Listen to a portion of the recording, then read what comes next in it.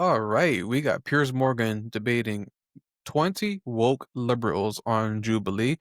I predict this is going to be an absolute destruction from the liberals. And the reason I say that because Piers Morgan is known for interrupting. He's known for being a uh go with the wind opinion based person. He was pro-Israel, then he's now a little bit more on the side of the Palestinians, and then he was saying this about COVID, and then he said this that you don't need the vaccine. He flip flops all the time. So I don't know how his debating skills are going to be. This will be the first time I'll ever really truly see Piers really debate anyone. Because again, he's used to being a journalist, and journalism requires a lot of input, you know, researching and stuff like that. So I'm sure Piers has done his research and done his best to, excuse me, prepare himself for this matchup. But let's go ahead and get started and see what he cracks up. Am I cowering? Woo! The Wokies are around me. Stop talking, partner. I low-key feel like he's gonna get emotional in various parts of this. One sec. One sec.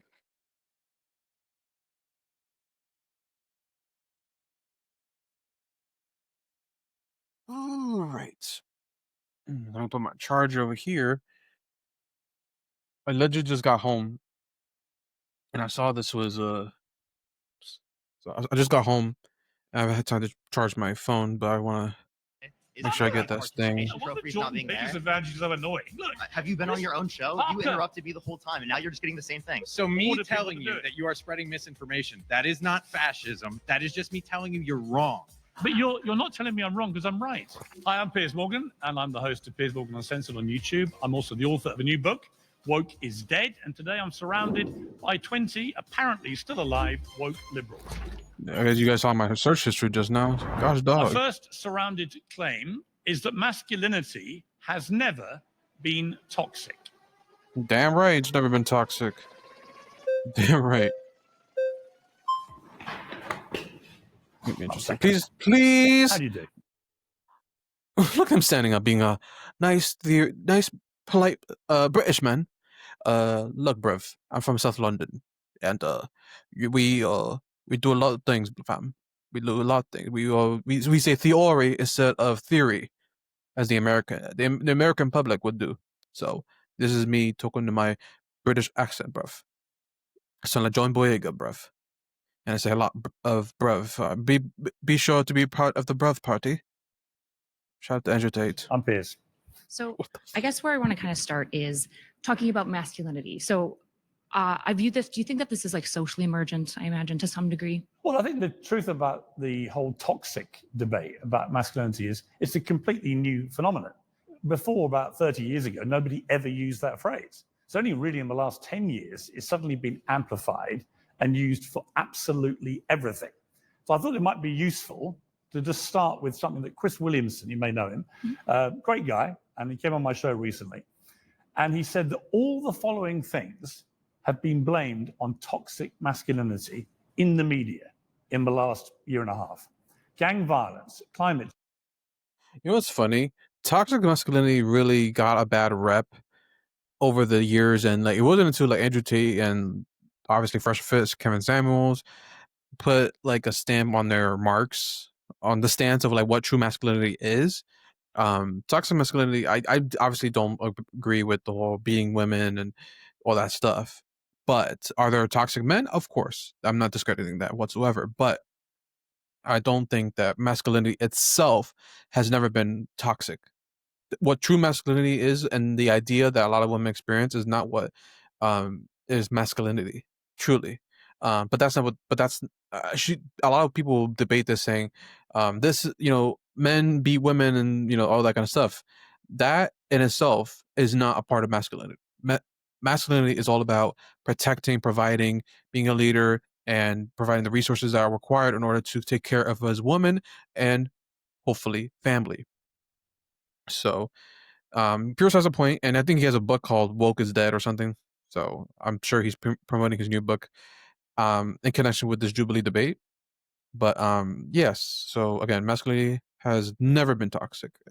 And I think the idea of the toxic trait of masculinity has been displayed, sorry, upon the wokeism to emasculate men and make them small and put them in a submissive role, which has never been a man's um, prerogative. change. The financial crisis, Brexit, the election of Donald Trump, not wearing a face mask, eating meat, physical fitness, fast food, capitalism, communism, hip hop, smelling of Axe body spray, being stoic, risk taking, religion, but also secularism and atheism, playing board games, being interested in cars, and saying hello or have a nice day. So I have already committed at least one crime because I've already said hello to you. That's So true. my point being, I'm actually really offended by that too. Sorry? I said I'm actually very offended by that too. No, the thing is, I think the point I would make is, I think in a time when young men in particular, I've got 3 sons from 32 to 24. I think we've got to a weird place where they feel like they are the most downtrodden, picked upon people in society, with good reason in many cases. And a lot of it is down to this, where they don't know what masculinity is. My argument is, I don't think it's ever been toxic. What's happened is you have men behaving badly, but you also have women behaving badly, and no one calls that toxic femininity. Well, Over to you. I actually do call Fact. it toxic femininity. I think when You you do? look at, I do. When you look at like gender studies and philosophy on this, right? We use this term called masculinities and femininities because we understand that like the like samurai era of masculinity looks very different than maybe the knights of the round table and whatnot. So we understand Sure. that masculinity has somewhat But but again, just because times are different does not mean that the traits and core values of actual men's roles have changed. Since the dawn of time, men have been the ones who were the leaders, who are meant to take care of the women, to go out to wars and go to battle, and then it was the woman that had to be the one to stay home and be safe and take care of the children. From the Romans to everyone in the Bible, it was always the men that had to go out to war. Um, like biology does not change anything. History might change certain things and allow certain rights to be released from the Constitution and obviously things within the government, but overall, it is still the man's role to go out hunt and fight and be a person of higher status, to be us to be to live a life of purpose and to be a somebody, not to be someone that stays at home. I think a man that stays at home and does nothing is a man that truly doesn't understand his purpose and hasn't truly fulfilled what masculinity requires. Men in their masculinity do what is required.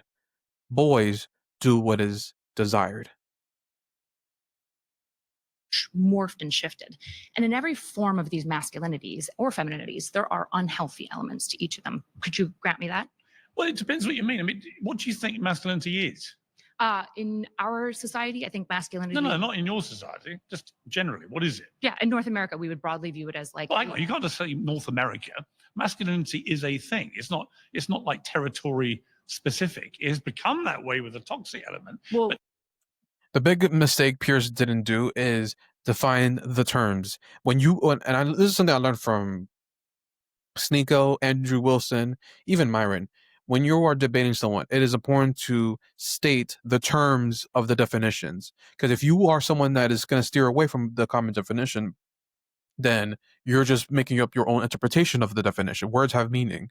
Therefore, you need to understand the basis of what masculinity is. But because masculinity, whether it's from the beginning of time to the year 2025, it's still going to mean the same thing. So actually, let me let me Google what masculinity means. Because I think they released the definition a little bit earlier, but I want to just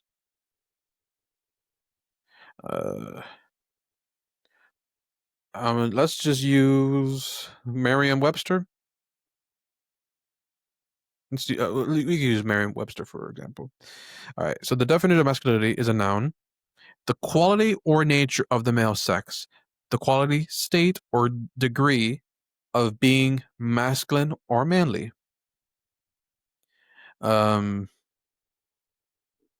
So, if that's the case, right?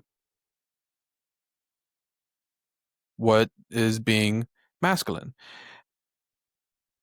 And of course, the definition means considered to be a characteristic of men, or marked by or having qualities, features, etc., traditionally associated with men, right? So, in other words, masculinity is just a man being a man. If that is literally like how it's defined and what is the known common traits of men, like I said earlier, and this is again since the dawn of time, if men and women were equal or the same or had the same standards and had the same morals and desires, then women and men would have been going 50-50, and women would have gone to battles and do all this extra stuff. But that is not the case. We all have our gender roles. So therefore, again, masculinity in its own definition is having traits of being masculine or aka being a man. But actual masculinity, when it was first devised Do you as a think that- word, it's not an American thing, it's a global thing. Do you think that Athenian masculinity and Spartan masculinity were the same in the Greeks? I think masculinity has never changed. All that's changed is the interpretation of it.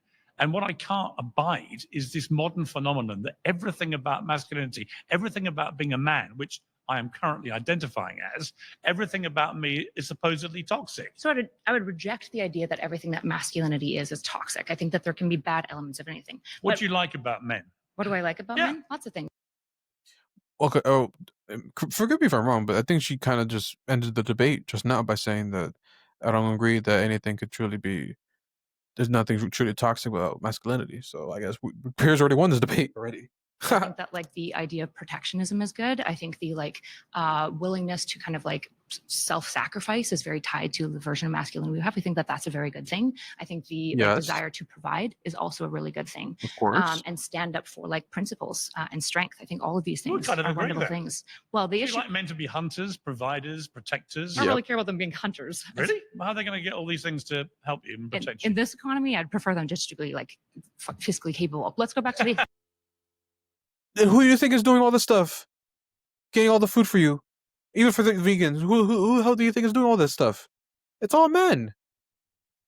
Oh, God, I swear. It aggravates my soul whenever I see women that just clearly don't understand and appreciate what men do for society, man.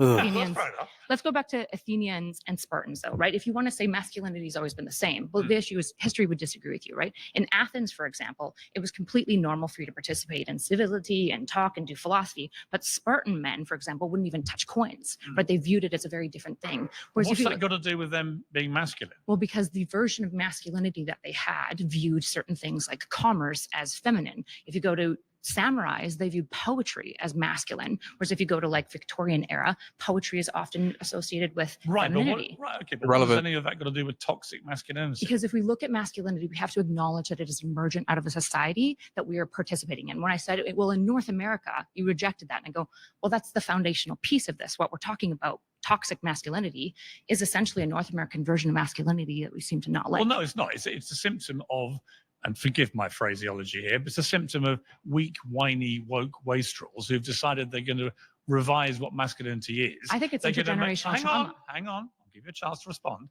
And they're going to make all men feel terrible. They're going to make men hate themselves. They're going to make everybody else hate men. And at that point, I'm like, what are you doing here? Why would women, for example, want their men to be weak, whiny, woke wastrels? Well, I think the issue that you're neglecting here is the high levels of intergenerational trauma amongst men. I mean, if we go back to World War II, it's followed by the Vietnam War, right? We see men dying by the thousands, and then they come back and they have PTSD, and then they go off again and die by the thousands. And so when we look at like the lack of masculinity and masculine role models, we have to understand this through a lens of understanding that like men have been like scooped out and killed over and over, and then when they Yes. come back, they're destroyed. And there isn't really an answer. Because that is our role. No one cares about men's feelings, opinions. That's why there's no men's appreciation day or whatever. There's a women's whole day and a month for the LGBTQ plus alphabet gang community, but there's no appreciation, support from men. The only time guys even get support maybe is maybe on Father's Day, right? Shout out to the actual fathers who are actually in their kids' lives. But regardless of that, no one cares about the sacrifices. Women and most people would just be like, "Oh, men are independent and they work hard, yada yada." Like, like I deserve this and that. But it's like they don't appreciate the hard work it takes for men to actually bring value to the world and the sacrifices they do for our country. All the men who are in the military, in the Navy, and um, as well as the people who run our sewage system, right? And even the most of the farmers are men, and it's like men do what is required, not what they desire. If men did what they desired, then we'd be cooked. We would just like not have any purpose, and our masculinity itself within ourselves will be gone because men don't live life doing what is gonna make us happy. And men who are like that truly aren't masculine. Men like understand that if I'm gonna be with a woman, I need to have all the best resources. I need to be able to provide enough money so I can take care of her as well as myself, and be able to have a family, be a leader, be competent in all the aspects that are required to be in a healthy, um, natural relationship. But this is something that, I guess, she has no point. Obviously, next person. I agree that there's a Let's go. systemic lacking of answer on the left for men in a lot of ways. The issue is that we can't I address think the left hate men. I mean, Just to pause you. they do. I agree. They do. Even movies like Barbie. I'm left. Okay, here's a little secret for you. An exception does not disprove the rule. Just because, why do women always do this every time? Like, women hate men. Yes, they do. Especially the left.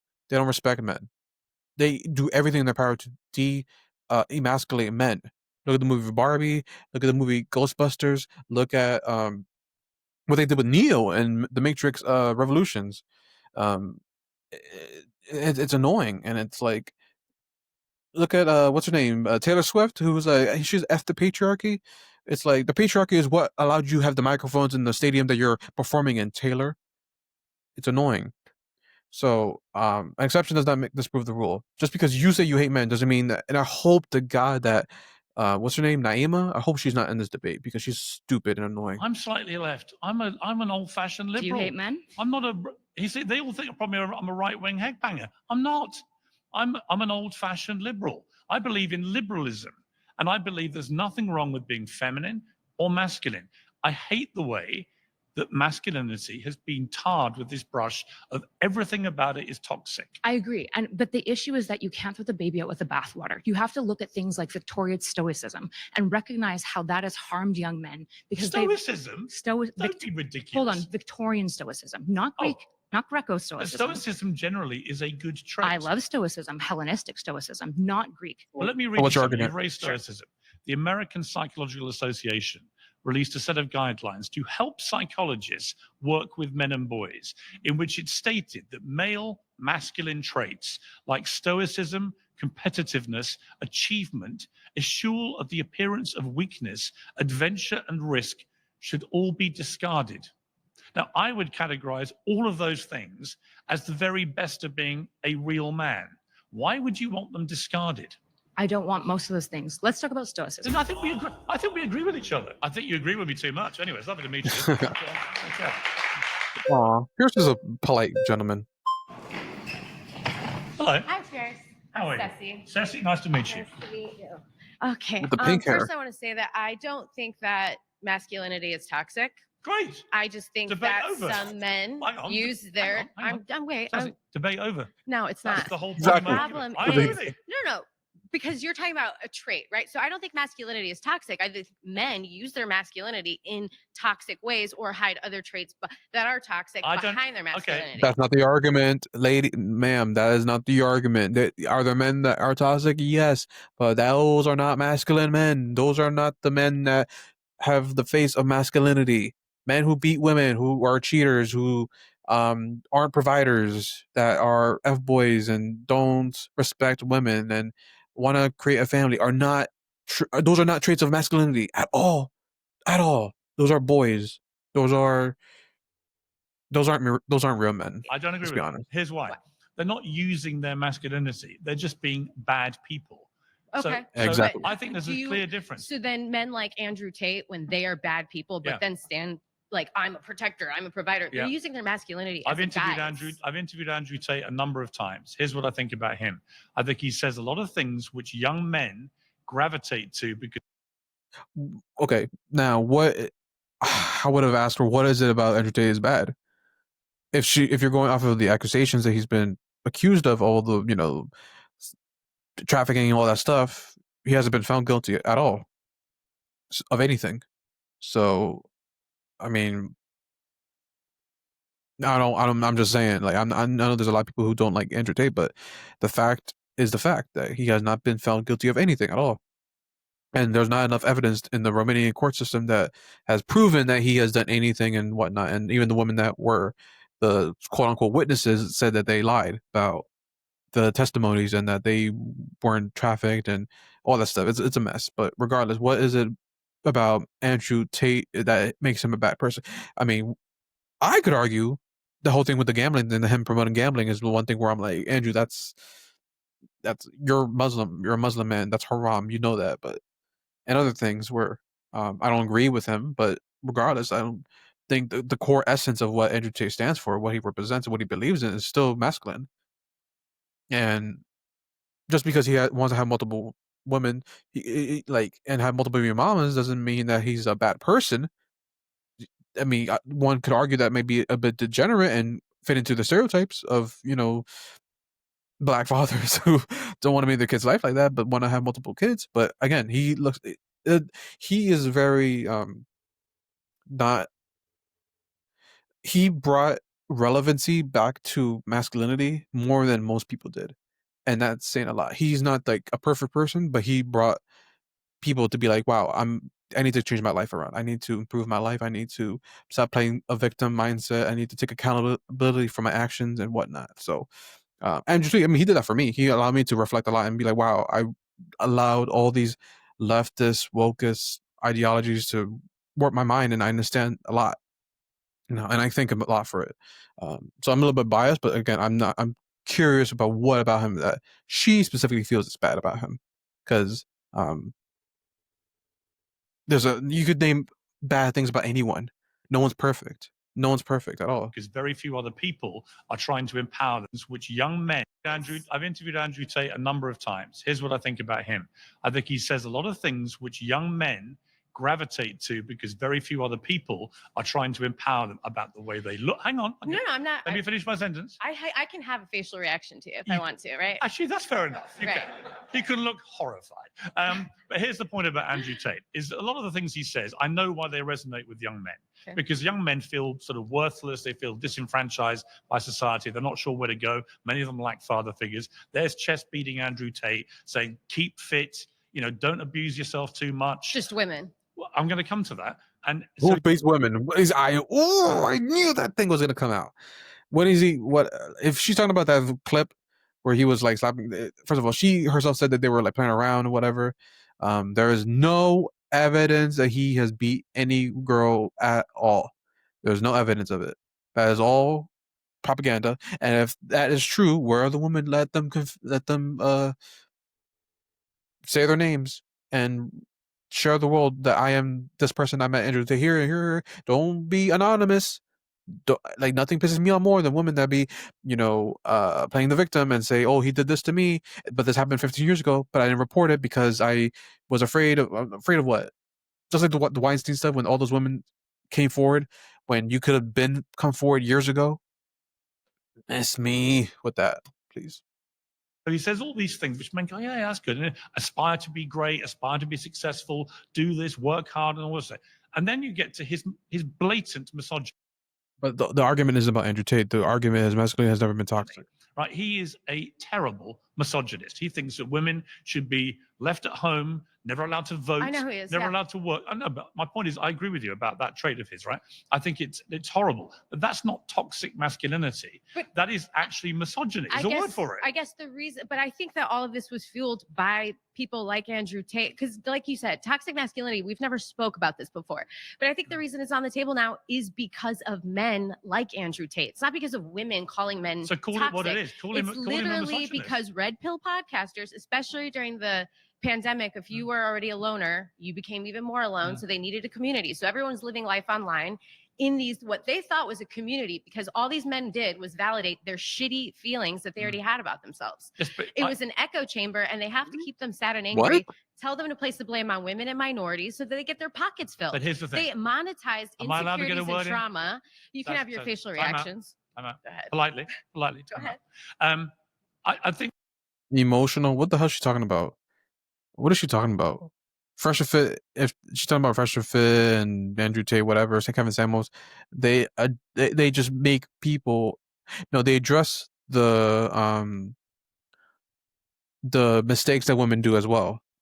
But what I love about people like her is they will forget all the other episodes, hundreds of episodes where Fresh and Fit have called out men for not being men, for being weak and not taking accountability, all these things. They always remember the stuff with the women. Always remember the women stuff, but never address the stuff that men do that is not right in the relationship either. Like, say what you want about Fresh and Fit or Andrew Tate, at least they call out both. They call out both genders. It's not like, like, if anything, if I'm being honest, I think Fresh and Fit are way harder on men than they are women. The difference is that when women are addressed and called out on their BS and how they play games and all this stuff, women hate the concept of accountability and looking at their traits and things like that as wrong, or that they can never, make mistakes or whatever. But women do a lot of bad things too. And a lot of these feminists are doing things that are destroying feminine women to find a man to take care of them, because now they're forced to be independent and they think that their value is based off of the money that they make, their college degree, if they have a house and if they have a car. Nobody cares. No man is going to care about that. A real man is not going to care about how much money you make. That is irrelevant. That is not where a woman's value is based on. And yeah, it's just find it interesting how people will address the negative stuff. I think what you're talking about is misogyny. There's already a word for that. It's not toxic masculinity. That's the point of my argument. I don't think masculinity has ever been toxic. I do think some men are horrible misogynists But do you think and should some be of them called hide out, behind as it? I call them out. Don't you think some men hide behind their masculinity? Like, I'm sick of hearing men say, we have to protect and provide. Why shouldn't we? Well, no. But the thing is half of you, what are you going to protect me from? Another man. And half of them can't hunt down a job. Like, I don't Or other women. Or other women, sure, yeah, other people. But that's the thing I'm saying is that men, I don't understand why. I feel like a lot of blame gets placed on women for all of this, but in reality, you've done it to each Yeah. other. I don't blame women. For You've done it to I each don't blame other. women for any of this. I think that the She's arguing something that has literally nothing to do with the topic of discussion, and she's trying to blame the victim on Piers Morgan, who's a leftist, bro. well, actually, It's that's not crazy. completely true. I blame some women who have deliberately, in my opinion, like a lot of men have done too, taken the word masculinity and they have traduced it into meaning something it was never intended to mean. Like I said, those words, which the American Psychological Association have deemed unacceptable and should be discarded, are all the absolute foundation of what I believe it takes to be a man. Ah, damn it. I wanted Just that. when we're getting to know each other. Pick me for the last 10. I got a lot to say. I'll think about it. Bruh. She's just someone that I hate that so much when people debate. There's two types of people that debate: that people who actually debate the topic at hand or distracted, because leftists are the worst at debating, or people who just want to have their speak their piece and just share their opinions to the world as if we care about your opinions. That's funny. How are you? Oh god, here comes Parker. What's your name? Parker, Parker, I'm Piers. I've been on your show, bro. Yes, I thought I recognized you. When was that? After the Jordan Peterson Jubilee debate. Yes, that's right, you Yeah, did. he has quoted us as gaytheists on Twitter. Really? Yeah. Yeah. How'd you feel about that? Well, I mean, I think it was ridiculous. I'm literally straight, but Oh, you're straight? Yeah. Okay, well, then I can understand why That's you find that debatable. annoying. I don't find it annoying. I'm just saying it doesn't make sense to use that as an argument. But in I general, will not call you a gaytheist. okay, in general, the point that I would make here is that toxic masculinity is kind of an overexpression of certain masculine traits that we see in this certain context to be harmful. We're not saying all masculine traits are harmful or it's harmful to be a masculine man. It's certain characteristics that we would Which associate with masculine trait masculinity. do you think is harmful? Yeah, like for example, an overexpression of stoicism. And I think that a lot of red pill people. What? Wait, hold up. Let me explain. And I said an overexpression How of can stoicism. stoicism ever The ever, overexpressed? ever be a bad thing? Explain to me. Yeah. So again, if you were to specifically hide your feelings and put them underneath, specifically for like say the death of a loved one, Mhm. I don't think that would be harmful. I mean, positive specifically for you addressing your feelings. No. What people in Fresh Off Fit and Andrew Tate have always said: if you want to cry, it is fine for you to cry. Just don't cry in front of your woman, because she would look at that as a sign of weakness. If you want to cry, if you like, you know, over a loved one, whatever the case is, cry privately or go to your boys so that way they could, let you get it out. Because even though I understand women love emotions and they love to have their man please be emotionally vulnerable with me, but when actuality she just wants her emotions to be expressed and the man to hear her out when she wants to vent and stuff like that. That's what women mostly mean when they want a man that's emotionally available. But men who don't cry in front of their girl, that is true stoicism, and that is something that I don't think it's healthy for a man to keep, hold their emotions so tightly for years. Then you'll end up like Will Smith with the Chris Rock situation. But men who hold their feelings together are not. It's not necessarily a bad thing, because men are problem solvers. Men don't like when it comes to emotions and their feelings. It's like nothing. Like we want a solution to the problem. So until we do it, then it is what it is. Like talking about it to your girl is not gonna help any situation. Like I remember years ago, I would like vent to some of my female friends about things going on in my life, and I felt empty after the whole conversation. I'm like, wow, I just might as well talk to a wall, because no actual good advice came out of it. They would say, "Oh, if it's meant to be, it's meant to be." Um, if the right one will come when you don't find it, some stupid advice like that, and I'm like, oh, great. So again, I don't think that's toxic at all. If anything, I think men need to be less expressive when it comes to their In emotions that and feelings. circumstance, I think you should address those feelings, talk about them, express them to loved ones and people that Sure, are but comfortable. You're comfortable around. That doesn't mean you can't still be stuck. Well, then what Exactly, to the men that to your boys, to the men that are actually do you mean important by to your life. stoicism? Because I'm talking about an Stoicism- overexpression of keeping down your emotions and not expressing No, them, that's and not what like stoicism- actively, that- positively addressing. That's not masculinity Stoicism either. doesn't mean you have to be an unemotional, Spock from Star Trek. That's not what it means at all. Stoicism means that when you're dealt a tough blow in life, you're able to reach inside yourself and deal with it in a strong manner, right? Which is a good thing. So, according to the Cambridge Dictionary, stoicism means the quality of experiencing pain or trouble without complaining or showing your emotions. Yeah. I mean, I would also say that, because stoicism for me is like being able to overcome pain, obstacles within your life, but still maintaining your emotions, and not like if the worst case scenario you're gonna stay like, for example, if the best possible example of stoicism that I can explain. Remember the plane that hit the Hudson River, and then it was Captain Sully, that he was calm under pressure. He understood the situation, look up the best possible outcome, and was able to land the plane perfectly into the Hudson River, and no one was killed, right?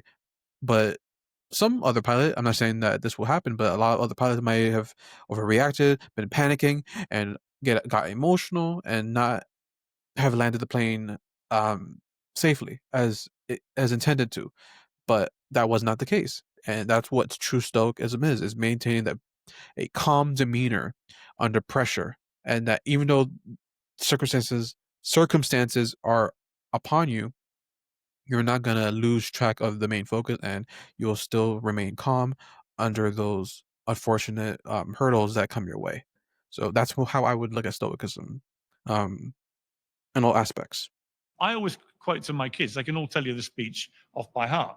There's a scene in my favorite films were the Rocky movies. The first four were great. The fifth one was a turkey. The sixth one came back called Rocky Balboa. And in it, Rocky's son's in his 20s. He's a spoiled brat. He hates being Rocky's son. He's whining about everything. He's kind of pretty woke, weak, whiny, moaning about his lot in life. Telling woe is me all the time. So Rocky eventually has it out with his son in the street. And he says, look, life is tough. It will beat you down and it will keep you down if you let it. If you want to win at life, you've got to learn it's not about how hard you can hit. It's about how hard you can How get hard hit, you can get hit. back up, and keep moving forward. No. That's how winning is done. No one's arguing against that in Right. general. So that's right? stoic. But that is we're stoic. saying, that is stoicism. so, but you're misunderstanding my argument. I'm saying an overexpression of watering down and not addressing your emotions. I think we both agree that would be a bad expression of your That's emotions. not- Now, oftentimes, That is men, not masculinity, view it that though. way because they say if you address your emotions to any I degree, understand. there's going to be, don't be a man, don't cry, be a man. So that's an idea of an overexpression of masculinity And in you that would say sense the phrase- that becomes toxic. So you say Does the that make phrase. sense? It's not It toxic. does. And so you say So then you agree toxic masculinity makes sense. No. That's not what I'm saying. So you would find it objectionable to use the phrase "man up," for example.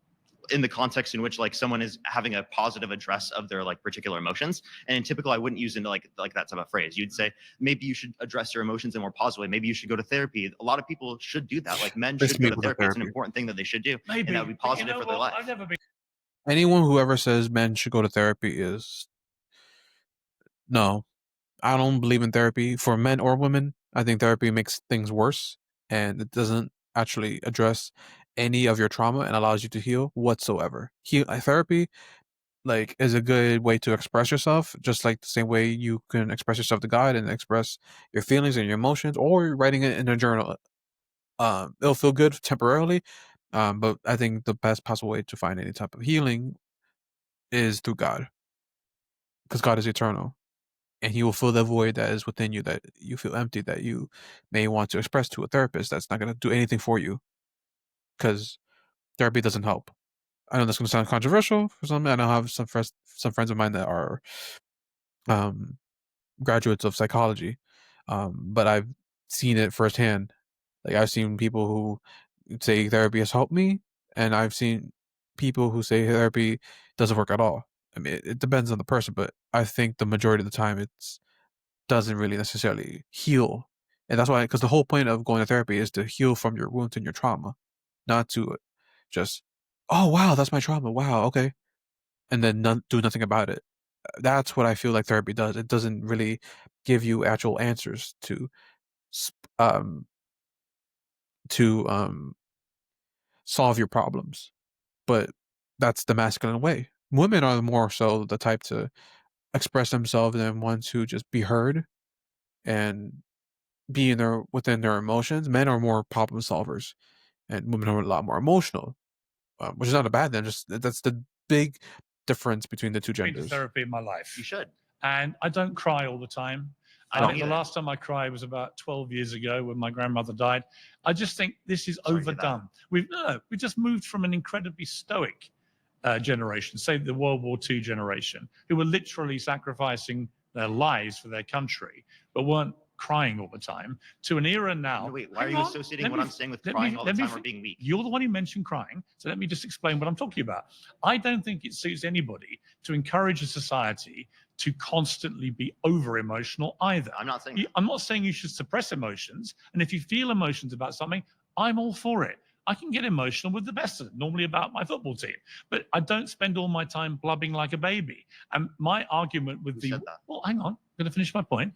I think that if you look at the woke world generally, there seems to be a premium on over emoting and not enough of a premium, in my view, of stiff upper lip, pull yourself together and crack on. Because Give it specific. let me tell you, there are two things you want to worry about in life, really worry about. I say this to my kids: dying and getting a terminal illness. Outside of those two things, everything is surmountable. You can overcome anything. What about if your But partner what you've cheats got- on you? But what you've got, yeah, Like, even does it make that. sense? Okay, so there are plenty of examples we can give where people Yes, are going to have but like my point is, legitimate circumstances to cry or I be don't sad. thi- I But like don't- I'm asking you, like in the circumstance, give us specific what you're referencing in terms of these woke liberals of how they're being too overly emotional. Well, you're talking to me about why you want people to be more They are emotional. I'm overly telling you, I don't emotional. think No, that's I want them necessarily to a express good it in thing. positive manners, like go to therapy, like how I told you. Yeah, but I think we're over-therapied. Everyone I know over How? here goes to Mhm. therapy. You haven't gone to therapy at I all. How agree. are you over Why don't therapy? you come and talk to me if you want to talk to somebody? I'll soon sort you out. Wait, I can talk to my therapist and we can I know, actually but engage is in it positive working? reconstruction Is it of working? how I address things. Yes, actually, it's been very helpful for my mental health and my emotional health to Okay. be able to talk them through, to be able to talk, like, what can I do Parker. to like make myself feel better in these Parker. circumstances? Am I being genuinely like real here? Like, Parker, you are like 18 years old, buddy. You haven't experienced life whatsoever. What the hell are you going to therapy for? That's something that's a leftist, woke ideology like mindset to have going to therapy. What trauma have you experienced in your life? And I'm not judge. I'm not trying to judge. Maybe he's been through something at a young age, whatever. But again, that's a victim mindset, man. A victim mindset is the worst mindset to have. Like, I'm sorry, if you're a man that goes to therapy, you're just not a real man, bro. Like, men have to, like, people don't care. And it's funny because the girl before was like talking about how, like, you know, men don't do enough or whatever, but like nobody cares about what men feel. Nobody cares about men's feelings. When a man is like emotional and going through something, people are like, yo, man up, like, you're a man, you got a role to do, like, stop being a whatever. But when women are down, oh girl, everything will be okay. You slay, queen. You're number one, and you can get any guy you want. Like, they get so much positive feedback, but men don't get the same thing, and there's a reason for it. And I am not complaining about it, but it's something that most men need to understand, that most people will not care about your emotions and your feelings. Nobody cares about what men go through. Nobody cares. So might as well just deal with it, be stoic, and understand that, okay, I am in control of my destiny. God has a purpose for me, so I'm going to live my path as God intended me to be, which is a masculine role where my life is full of purpose, where I'm focused on getting money and going to the gym, being healthy, and doing everything that's going to be a self-love journey for myself to improve and be the best version of myself. That is all masculinity is all about, and nothing to do with therapy or going to I don't know. I mean, if a guy wants to go to the spa, sure, but like I think going to the barbershop, getting a nice fresh haircut is the equivalent of doing anything that's like that self-help bullcrap that most leftists be doing for men and getting massages and stuff like that. I'm not judging. I know there's some men that like to do that stuff, but just get a haircut. Just live your purpose, man. Don't be going to no therapy. Don't listen to him. I'm telling you right now, guys, that's a waste of money. That money you could be using going to therapy. You could be using that to invest and learning a new skill set. Don't waste your money on therapy, please. Like, or am I being a little bit too overly emotional in circumstances? It's totally a question I ask my therapist all the time. Yeah, so if you want to talk about being overly emotional, how to address being overly emotional, how about you just start with therapy? What's your solution? What's your solution? Calm down. I'm calm. You already totally said the solution. Wait, do you think me talking fast is not being like calm? Just that you don't want me to get a word in, right? And I wanted to finish my statement. Right. I just think people go to therapy too much. Sorry, I do. You may not like to hear it, because I just think going and talking to some stranger about all your problems all the time, get a grip. It's not all the time. It's every once in a while you go and talk about your problems specifically so you can address them. You're a good boy. Don't go to therapy. I look back. This is the problem I talked about. Stop talking. I look at you and I see somebody who's confident. You're a good talker. You're obviously intelligent. You've obviously got a lot going for you. Stop spending all this money going to see some stranger to go over everything in agonizing not that much detail. money to be able to go every once in a while to go see a therapist for me specifically in my life. I've never been to one in my life. It's not much money for you. You could easily go with the money that you make and go talk to a therapist. I've no need to go. I understand you don't want to. Everyone says that specifically before going into it. I said the same thing. But I'm telling you, you can actually address your emotions in a positive way. Parker, here's what I'd rather do. I would rather, honestly, have groups of people like you in the woke world, right, who clearly are struggling with regular life, right? I'm not struggling with regular life. Everything's a calamity. Everything's a problem, has to be overanalyzed, over-dissected, over-therapized. And I just think you've all got to be given the mental tools to deal with ordinary life. Ordinary life. We already have them. Ordinary I life. actually have Let gone me to tell therapy you, to do that. ordinary Have life. you? Yeah, but without going to therapy all the time. Wait, what's your solution? What's your solution?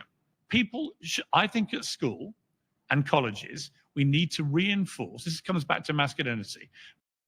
Honestly, I think what Piers doesn't want to say, but I think what he may say is we need to bring back bullying. We need to go back to the days where if we see someone that's fat, we'll just say you're fat and you're ugly and your teeth are crooked and your hair is whatever and you have ugly acne, whatever.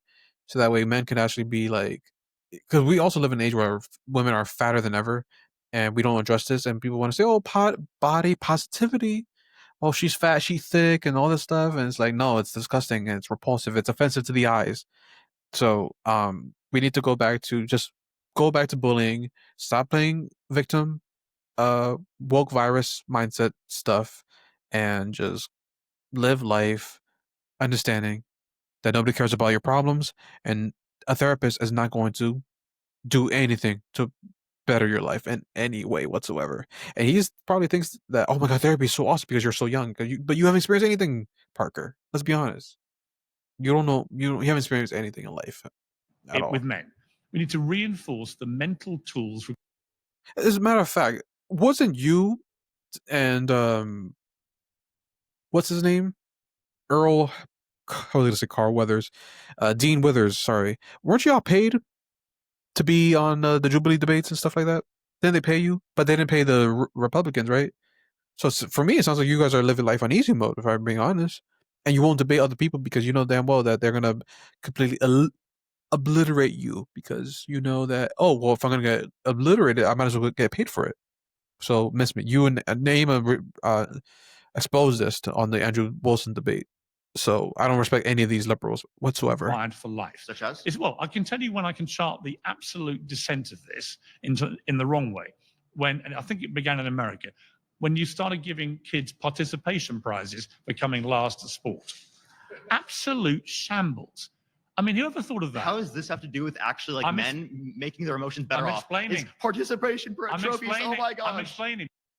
And again, once again, what Parker does in every single debate he's ever been, he goes away from the main topic. What is the argument again? Masculinity has never been toxic, and he wants to talk about therapy and being within your emotions and thinking that is, again, that is not, masculinity isn't containing your emotions and thinking that makes you a man.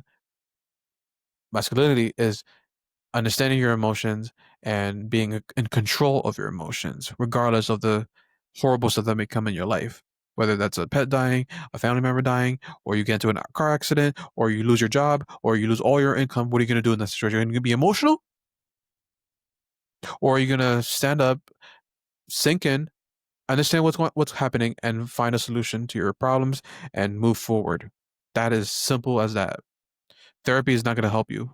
Because if young people are conditioned to think that if you come last at something, you get a prize, it is the worst possible preparation for the real world. So what's the actual Because solution? Parker, You're just telling a Parker, problem again. do you Problem. What's the solution? Parker, if I could finish my sentence. You have no solution the either, solution. The Parker. solution is you to stop talking for a moment, right? How about you actually provide a solution? All you've done Parker, is bring about problems. Parker, I've just given you a solution. I want That's more. not a solution. That's a Yes, problem. you stop participation prizes. You condition kids to deal with the real world when they become adults. Your Otherwise, fix for when they men get not having the ability to Stop address their emotions talking, in a positive Parker. way is Parker. literally God, participation no wonder trophies not Jordan being Peterson there. found you so annoying. Look, Have you been on your own show? Parker. You interrupted me the whole time, and now you're just getting the same thing. well, because you You're never just stop talking don't, like don't a be robot. mad. Don't be mad. Parker, Are you mad?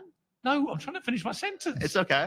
Parker, come on, calm down. You're shaking. I'm totally Hey, calm. Trolling. I'm not shaking at all. Parker, you're shaking. I'm not shaking. Why do you have to act like I'm? here's Why do you my have to say something delusional Here's- to try to deflect away from the fact that Let me explain. you haven't addressed anything meaningful Jesus here? Christ, Parker. My point is, there's a brilliant book by Jonathan Haidt about the impact of smartphones on young brains, right? Mhm. And it goes back to 2010 when smartphones became smart. In other words, you could access absolutely everything. And I look at what happens on my feed each day, and I'm horrified about what may happen to younger, more impressionable brains, right? And so young people's brains have got scrambled. So since 2010, there's a direct correlation of young people who get ever more anxious, ever more depressed, in some cases, tragically, ever more suicidal. And it's been driven by this constant. That's right. The mental health epidemic right now is higher than it's ever been. We are more anxious, and people are on depression pills more, especially women, now more than ever, and on some type of like depressive anxiety, some all form bipolar, everything. And I think social media definitely has had a. Even though I love social media, I kind of wish I wish I lived in the generation like the 80s or 70s where like social media wasn't around, so I could depend on being social in order to talk to women, and not have any like, oh, fear of rejection, because back then people were a lot more like, you had no other way of communication besides talking to people and not having to FaceTime, relying on phones, and I should just, hey, let's meet up at this place for us some ice cream, like something simple. um and I think that like the concept of social media has allowed a lot of men to be afraid to express their opinions and not be able to stand stoic on what their beliefs are. if I had $1 for every single time I lost a potential relationship or partner dating a female because of my political point of views, like I would have enough for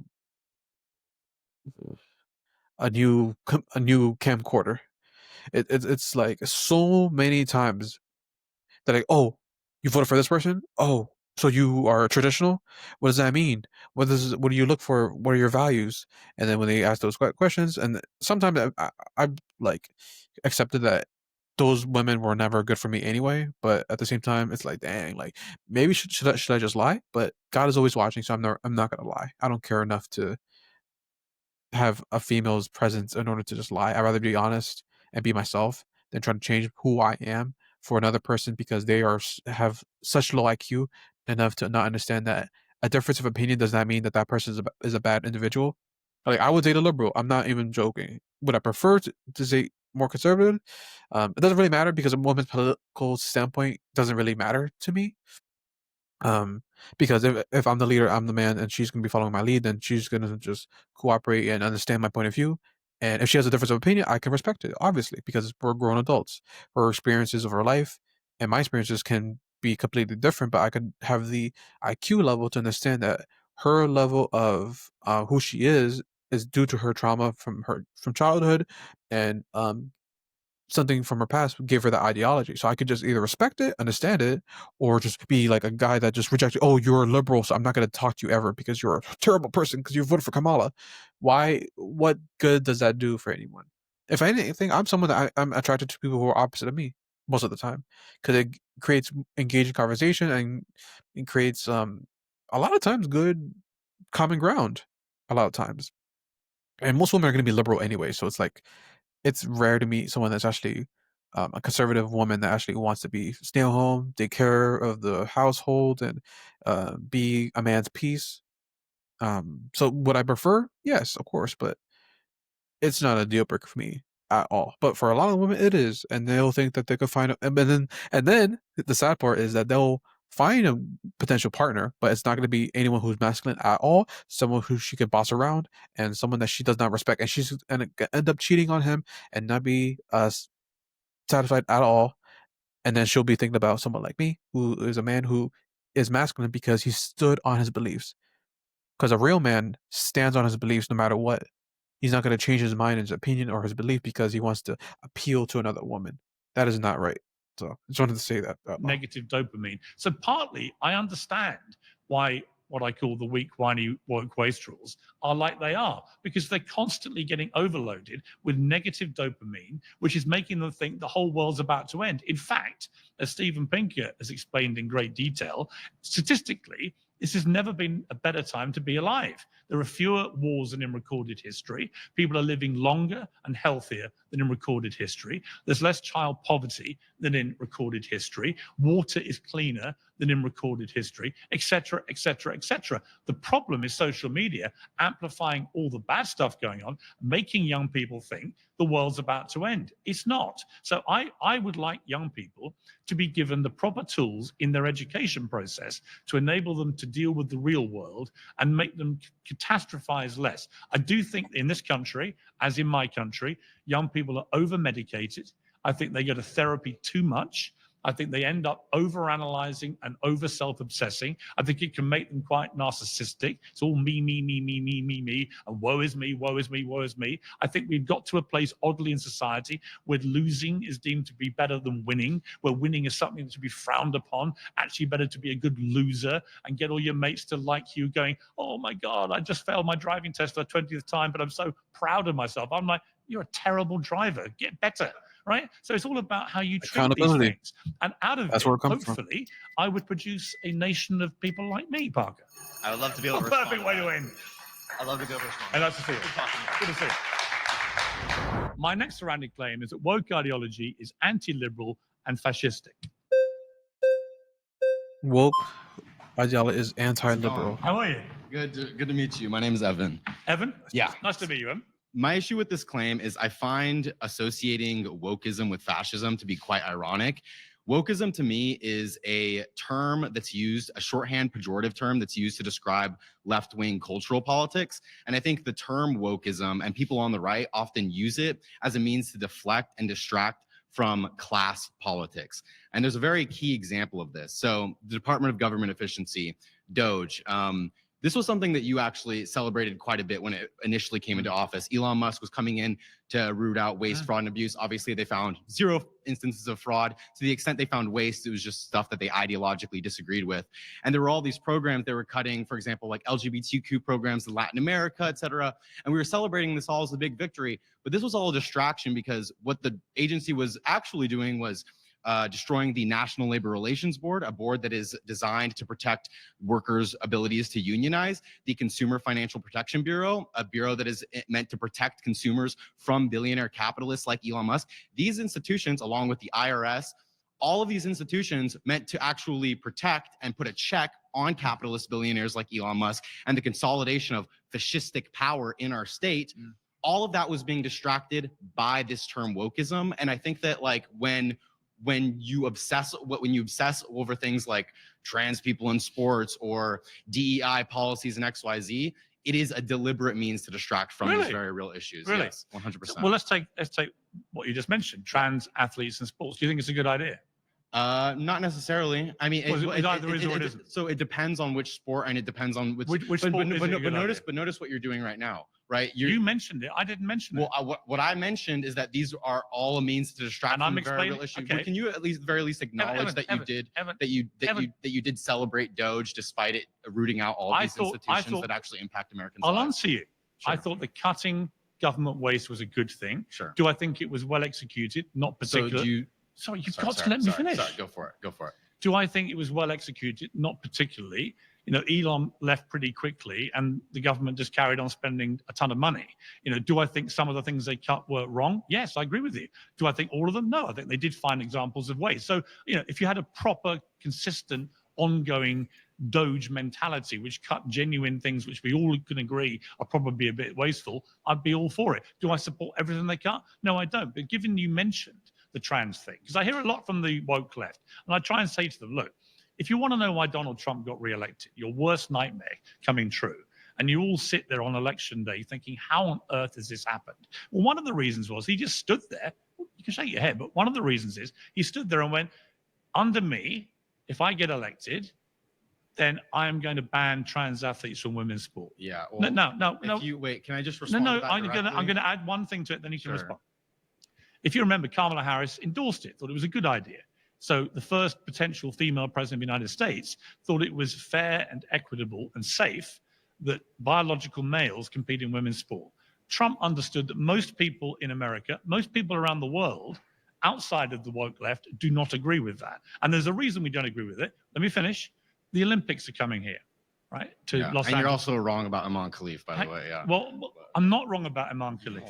Well, Imam Khalif was banned from the World Championships. She's an Algerian boxer, banned from the World Championships because of testing positive for male chromosomes, right? That's not true. Well, it is true. No, so you may not want to believe it, but it is true. So the International Olympic Committee said that Imam Khalif was both born female. She has a female passport.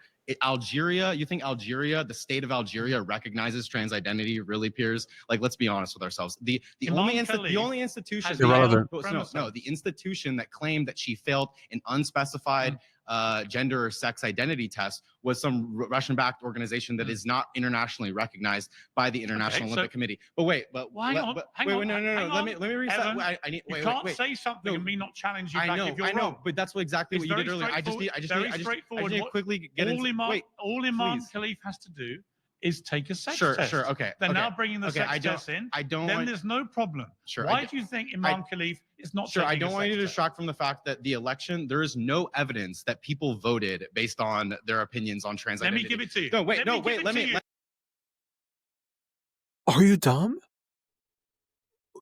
All the evidence is there. Listen, there's a lot of liberals that are gonna vote for Kamala, whatever, but a lot of women who are liberals were like, okay, I don't agree with Trump at all and anything, whatever, fine, I respect that. But most women can't agree. They don't want men playing and women's sports. There was a girl that went viral at the Gold's Gym that was pissed off because there was a trans man in the women's bathroom. Like, women don't want men in their bathrooms, in their sports, anything, because there is a biological disadvantage when a woman competes with a man. Look at Serena Williams. She played tennis. People, you guys are probably aware of this. She played tennis with someone that was within.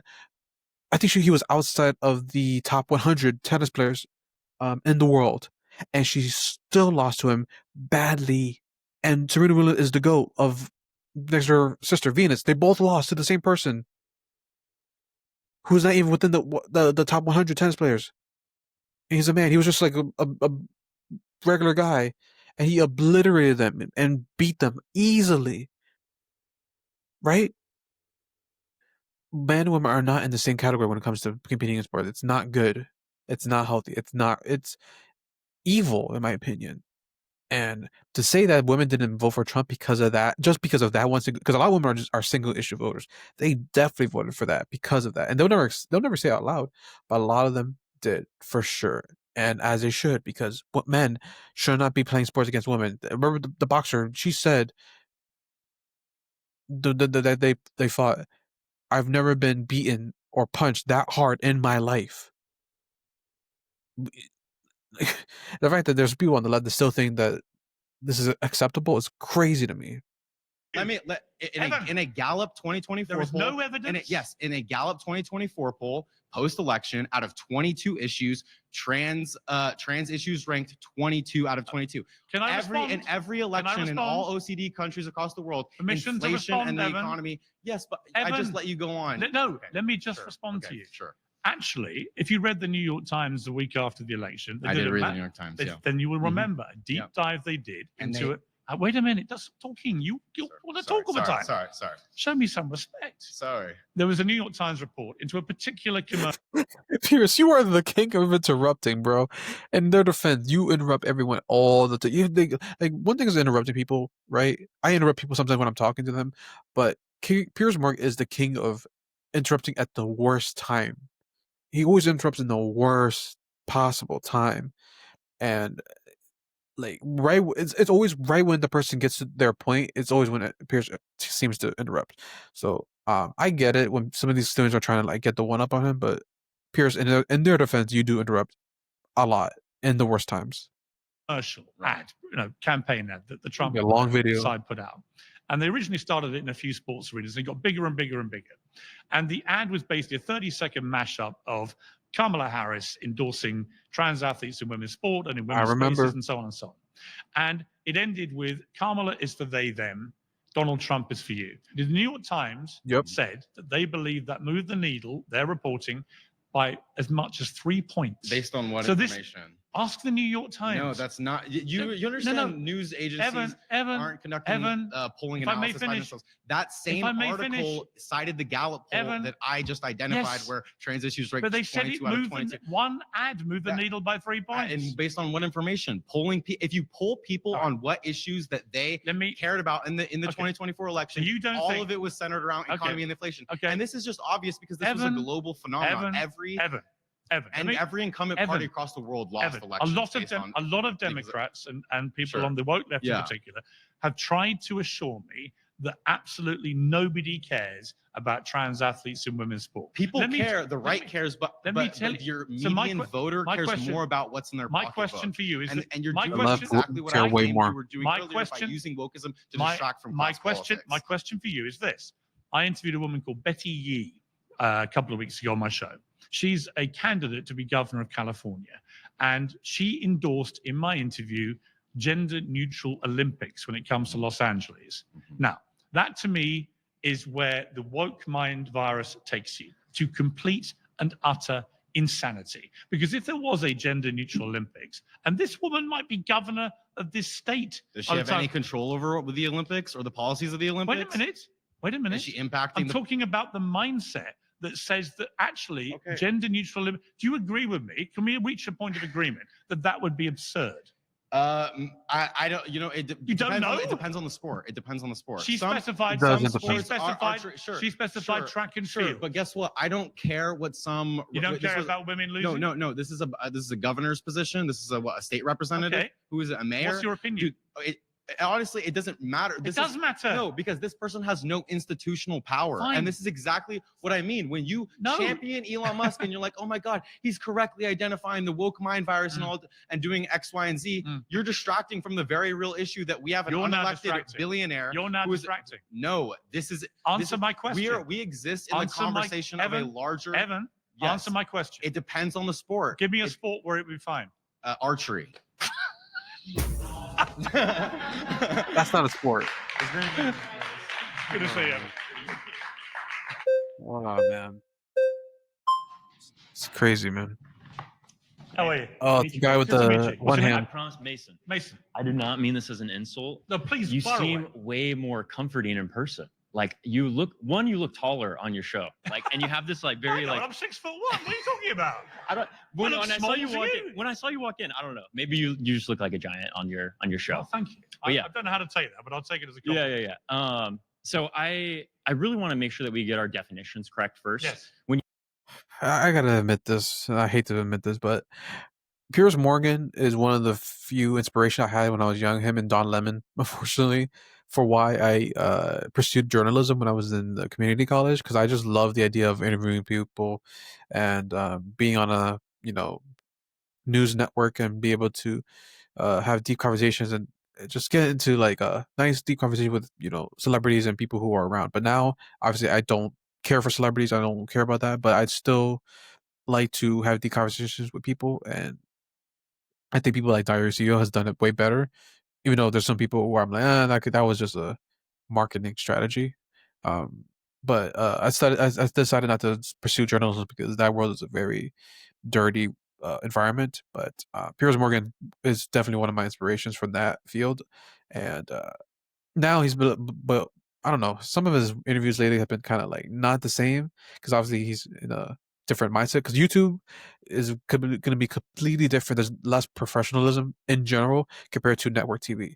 So I appreciated that. But then Don Lemon, like he became annoying, and then Piers Morgan kind of fell off a little bit too. But I appreciate that he's able to kind of platform certain people, and I hope that his in the next couple of weeks he's able to platform Nick Fuentes and talk to him face to face or whatever, virtual, whatever the case is. And hopefully it's not no ambush like Candace did. Hopefully. When you say that wokeism equals fascism, would you Yes. say that's like the claim diluted into like a small sentence? Let me explain what I mean by that. Okay. And I've talked about this a lot in my book, Woke is Dead. And again, just to remind you, I come at this as a pissed off liberal who has nothing in common with the woke left and wants the woke left to actually come back to a more commonsensical, electable position, actually. And here's what I think about what wokeism became. It began in the 60s in Black American music. In its origin, a great thing. It was about raising awareness to social and racial injustice. By that criteria, I'm happy to say I'm woke. But that's not what's happened in the last few years. In the last few years, for a combination of reasons, one of which the pandemic sent everybody nuts. Everyone was at home drinking too much on the internet, firing off all their ridiculous views and just got into rabbit holes and so on. But we can leave that. But wokeism is supposed to be a celebration. I would think, agree. Yeah, Hang on. It's But supposed to be Pierce, hang you're on. the person in the Let me center. finish. Can I Let talk me a little finish. bit on my 3 minutes I get before I'm voted out? I haven't made my point. Okay. Do you agree that it's supposed to be about liberalism, about being a liberal? I would say that the idea of wokeism is kind of an evolution from a bunch of different terms that have been used to throw at the left specifically. So like before wokeism, it was critical race theory. Before critical race theory, it was social justice. Right. There's a lot that the right specifically, and I know you say agree- that you're not the right, Does it celebrate? but it's a reactionary. It's a liberalism? reactionary response towards the elevation of certain groups that has historically been silenced. But does it celebrate liberalism? I don't think so. I don't think it has to. I Okay. think The a reason lot of I'm it also asking- has to talk the about reason class I'm- solidarity, let me which give it- typically is Let me give you a little Latin lesson, because the Latin was liber, meaning free, and also the root of liberty, meaning the quality or state of being free, and liberalis, meaning courteous, generous, gentlemanly. I love these definitions. Wait a minute. Can you describe? You asked for a But definition. can you describe I'm fascism? giving you one. That's Yes. really what I want to talk about. I know what fascism is. Wait, what is it then? Because enlighten me. Can I finish telling you what liberalism is? No, I know what liberalism is. Well, you don't think you do. Yeah, Because it if you're is. a woke left They don't understand what being a liberal actually No. means. What being I do. What being a I liberal? do. So let me explain to you. The definition of a liberal include one who is open-minded or not strict in the observance of orthodox, traditional, or established forms or ways, a person who's willing to respect or accept behavior or opinions different from one's own, favorable to or respectful of individual rights and freedoms, and concerned with broadening general knowledge and Okay. experience. Now, That sounds a lot like people on the right now, because people who are on the right was Democrat liberalism like 10 years ago, like probably before Trump. Like all these things are completely different things. Like the left and the right have completely swapped. It's literally crazy. Because liberalism has definitely changed over time. What's up, babe? My dog just walked in. Because people on the left will hate you if you have a difference of opinion that's contradictory to what they believe in. And I think the idea of liberalism was opportunity, equalism, diversity, being open-minded to everyone's interpretation of certain things. But no, it has evolved into something. what part of that do you think the woke left have adhered to in the last 5 years? But I need to Because know, what the why woke- is it fascism? I'm about to tell you. Okay. So the woke left have basically said, we hate fascists, we hate Nazis. In fact, we think everyone we don't agree with is a fascist and a Nazi. Led by Donald That's Trump, an insane led by everyone who generalization. voted for Trump, led by Charlie Kirk, led by all these people. Can I tell you what Wait, I let me represent? finish my point, then Okay. you can respond. That they're all a bunch of fascists, they're all a bunch of Nazis. And I kept warning the woke left, as a pissed off liberal, stop over demonizing people by using the word Nazi and Hitler and fascist. It is ridiculously self-harming to yourselves, and it leads actually to young deranged minds like the assassin of Charlie Kirk to actually put anti-fascism slogans on their bullets and to murder people for their speech, right? So Yours is wokeism, cooking right now. in the end, in the last few years, transformed from what was supposed to be a celebration of liberalism in many ways into a form of fascism. Why do I say that? Because it conditioned people that you either adhere to our narrow worldview, and if you don't, we're going to shame you, vilify you. Look, all the destroy flags are up. you. I didn't even get to We're gonna- talk, we're Piers. gonna Let me I'm gonna- talk. I'm going to let you respond. I'm Cancel gonna you, lose my time. Cancel you, or in some circumstances, we're going to kill you for your free speech and opinions. Okay. And that is where it became, in my opinion, a very dangerous, But it just sounds like very you're, deluded it sounds like you're trying form to. of fascism. It sounds like you're which trying is to. ironic because wokies say they hate the fascists. It sounds like you're trying to correlate fascism with authoritarianism, which is control of speech or control of how people interact or control of behavior. Fascists do control speech. Right, that can be a part of Exactly. it, And to they be do kill authoritarianism. you for your But the views. specific part of fascism is specifically trying to preserve a hierarchy based on either shared ethnicity or shared culture. Mhm. That is the idea of elevating But the one woke left specific are the group. Well, no. And it's funny. People think that fascism is based. When people think fascism now, everyone always correlates it to like Nazi Germany. When Maduro, who's the president of Venezuela, is literally a fascist. Like, there's so many examples where like you don't have to be a white, blue-eyed German in order to conduct a fascist. Like, and I just looked it up actually while this was loading up. Fascism or fascist, whatever, is an objective describing a political system or a person's behavior that shares traits with fascism, such as authoritarianism, extreme nationalism, and the suppression of opposition. Now, let's look up fascism real quick, because as we all know, fascism does nothing to do with. Basically, fascism is just like thinking your ideology, your mindset, your belief is the only one that's correct, right? So here, this is the Google definition. So far right, fascism is a far right authoritarian, sorry, and ultra nationalist political ideology characterized by a oh my god, dictatorial leader, forcible suppression of opposition, and a stronger emphasis on the nation and often race above individual. It doesn't mean that it's every single time though. Often. So it's sometimes. So you could be black and you could be a fascist, or you could be white, you could be a fascist, you could be Hispanic and you could be a fascist. It's legit and authoritarianism thinking that like your concept, belief, race could be race. It doesn't necessarily need to be in it, but it can be without the race issue. So even an ideology such as thinking that trans women or trans men can be in women's sports and all this stuff, and that your ideology is not better than mine. Otherwise, I'm gonna basically exterminate you from life, which is what happened with Charlie Kirk, as Piers Morgan just said. Into the top. No, Yes, you are. So you're telling me that Hitler would have been wearing a BLM shirt, or Hitler would have been wearing an Antifa? Because wokeism is not fascism. Fascism is specifically dealing with one particular group. They're elevating to the top of the hierarchy. People who identify as woke, that's what we saw in fascist Italy. That's what we saw in Nazi Germany. That's what we saw in Imperial Japan. But Mason, none of that correlates with the elevation of particular groups that have historically been silenced, which is the idea of what progressivism is. I hear you. I reject the idea of wokeness just because wokeness, again, is used as that insult that is elevated from different insults that have been thrown in the past. Respectfully, I think wokeism has become one of the worst scourges in the world. Yeah, because I think that there's been a successful campaign to basically attach by the woke left. No, it has been to attach all of these pejoratives to a idea of emancipation from silenced groups. That's the idea. There's idea that silent about yes, the woke idea left. that we should bring people to the table. Any of you. No, ever. You never stop. That's why I hear so much about cancel culture, about how everybody's getting canceled when they're millionaires with podcasts that talk about this shit every day. The best quote I have in my book, Woke is Dead, and clearly it's still slightly alive here, but the best quote, I had an Australian woman come up to me in the streets in London, and she said, Mr. Morgan, do you mind if I just say something about these wokies? I went, sure. She said, they just want to suck all the joy out of life.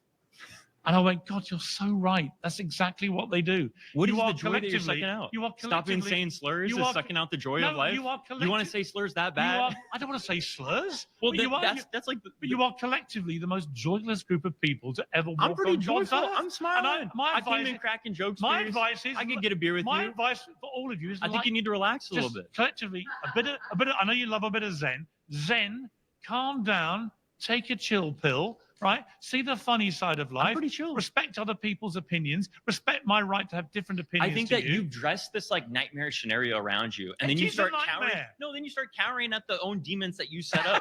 It's funny that like are the wokies cowering in this room? You're saying they're the joyless people. I've sat in the middle of 20 hardcore. They are joyless. They're ruining the joy of life. They're sucking out the happiness. They're sucking out the happiness of society. That's the idea. You're saying the happiness is being sucked out by woke people. I think you're just a joyless bunch. You should lighten up a bit. Here's what's funny.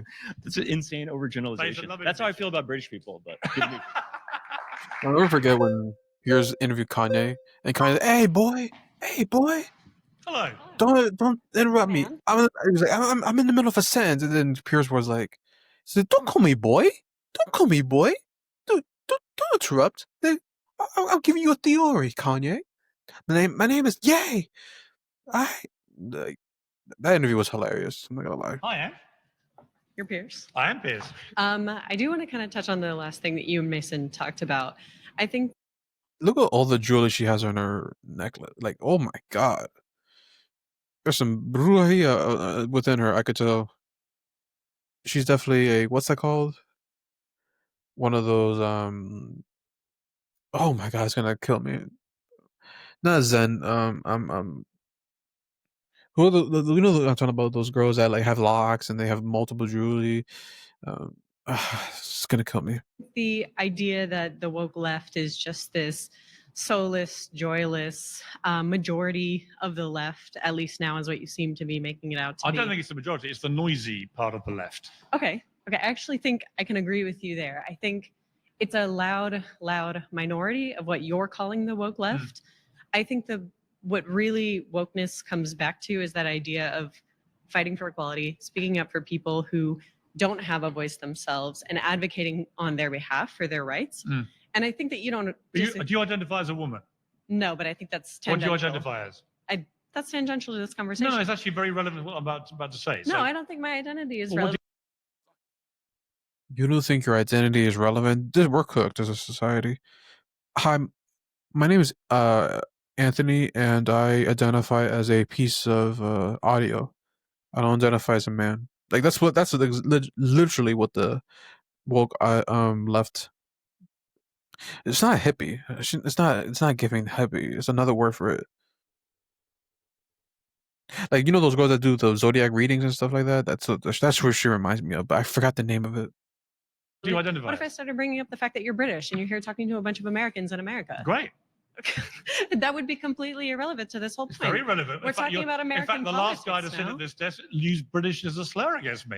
So, yes. I mean, absolutely fine. But I've risen might have been above. justified. I haven't run to my therapist. I've risen above the No, slur. that's great. I'm not glad going to you report him seem to. very mentally I'm not going to fortified, report him to the authorities for using a racial slur. I've moved on. That's great, but I just don't My think point in asking you what you identify is that you're talking about equality. The wokeism is aligned to equality. And yet, where does that equality apply if, for example, and we've touched on this already, if you are a woman athlete in sport, where's the equality in having a biological man compete against you when they have a physical advantage? Okay, look, I think, well, that kind of strays away from. Do you what I think was that's getting equal? at. Do I think it's equal for men and women to play in sports if there's an advantage that's like far above a threshold? Yes. No, I don't think that. And you that's understand equal. that's why we But I think separate the that- sexes in sport, because men have a physical advantage. To an extent, we Not do. to an extent, So, they, like, they just do. Okay, then answer the question about archery. What do you think about archery? Do you think that has to be a segregated I've sport? read a report, and correct me, someone I'm sure will correct me on the internet. I read a report that if it was a gender-neutral Olympics, women may end up with 2 bronze medals in the entire Olympics. Wait. Okay, right? but I think the point. You Hold say, on, wait, hold on. Wait. two I think- medals I think the in point. the entire Olympic Games. In other words, it would be the Look, I'm destruction. not advocating for. No, I'm just saying it would completely be gender-neutral it would be the sports. destruction of women's sport. That's why we separate the sexes, and that's why the issue matters. Sorry, lovely to meet you. Thank you.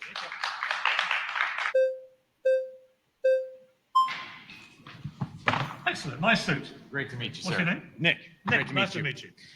So look, the prompt was about the equivalency between wokeism and fascism. The key difference. Well, to be clear, the prompt actually, my real point is, if you want to brand everybody fascist, you can't behave like fascists yourself. But the key difference is fascism uses the power of the state to impose their So opinions. does the woke left. Wokeism does not. Oh, it does. When Was you- anybody deported for being woke When during you- the Biden no, no. administration? Here's my answer. Does anybody get rounded up in the streets for their opinion? Did anybody get canceled because the FCC said you're being too woke? Can I that answer? doesn't happen. Can I answer? Of course. Of course. Actually, the woke left have But you did cancel everyone for denying COVID and speaking about LGBTQ and homophobia, and like you guys cancel free speech when it comes to things that are against your agenda, right? But the whole point of free speech is that we are allowed to have a difference of opinion and difference of ideology, a difference of belief and faith. So the woke ideology cancels those who may not be with their ideology, right? That's something that's very important to maintain because, like, look at these rappers who don't get canceled, but they talk about guns and violence and gangbanging and drug trafficking and, you know, being women, all this stuff. But a person like Fresh Fit who could talk about masculinity, talk about the importance of being a man, and saying some jokes gets banned or demonetized. So obviously, you guys have an ideology that is very toxic and is very much a fascist an anti-liberal statement because the whole idea, as Piers has defined, that liberals are open to everything, everyone's ideology. But now, the liberals are like, if your opinion is not the same as mine, then you're evil, you're a fascist, you're you know, you know, racist, whatever. Like they always use the same sentence each time. deployed the power of the state many times. Look at the pandemic. Look at the pandemic. How is that wokeism? I'll tell you how it's Wait, wokeism. so diseases are woke now? No, wokeism is where you take things which are not actually science-based, for example, the efficacy of masks, right? And by the way, I feel guilty of this myself. I'm not saying I'm whiter than white about So this. masks are woke. No, they can be. The woke mentality, I'll explain why. When a government says that if you're seen without a mask during a pandemic, you can be fined or punished. Pierce, you're way too smart to believe this. Wait a minute. I'm giving you the argument which I ended up accepting, right? Which is in a fast-moving pandemic, when the scientific advice changes so rapidly, I fell victim to this myself. I was very censorious of people. But you can't deny that the state had a mindset of you will conform or we will punish you. And it turned out they were making That's people... simply they were not true. It is true. You may have felt They were uncomfortable they being were unmasked in public because people would say, hey, I be didn't. courteous of other people. I didn't. Nobody got fired. I didn't. Lost their job. Nobody Actually, got people did get exiled. fired and did lose their jobs. all that stuff got overturned. No, because we are a nation of laws. People did get fired. They all lost their jobs for not wearing a mask. They were told they couldn't come to work. And they were fired because they were not allowed to take because if they were fired because they refused to take the vaccine as well, which is why Trump actually pardoned some veterans who were man enough or woman enough to not take that poison, and Trump reimbursed them for the money that they lost and allowed them to come back to the government, which is a big W for Trump, because that is something that I always was like, why are you mandating a vaccine? Not just one, there was like multiple. There was the booster shots, everything.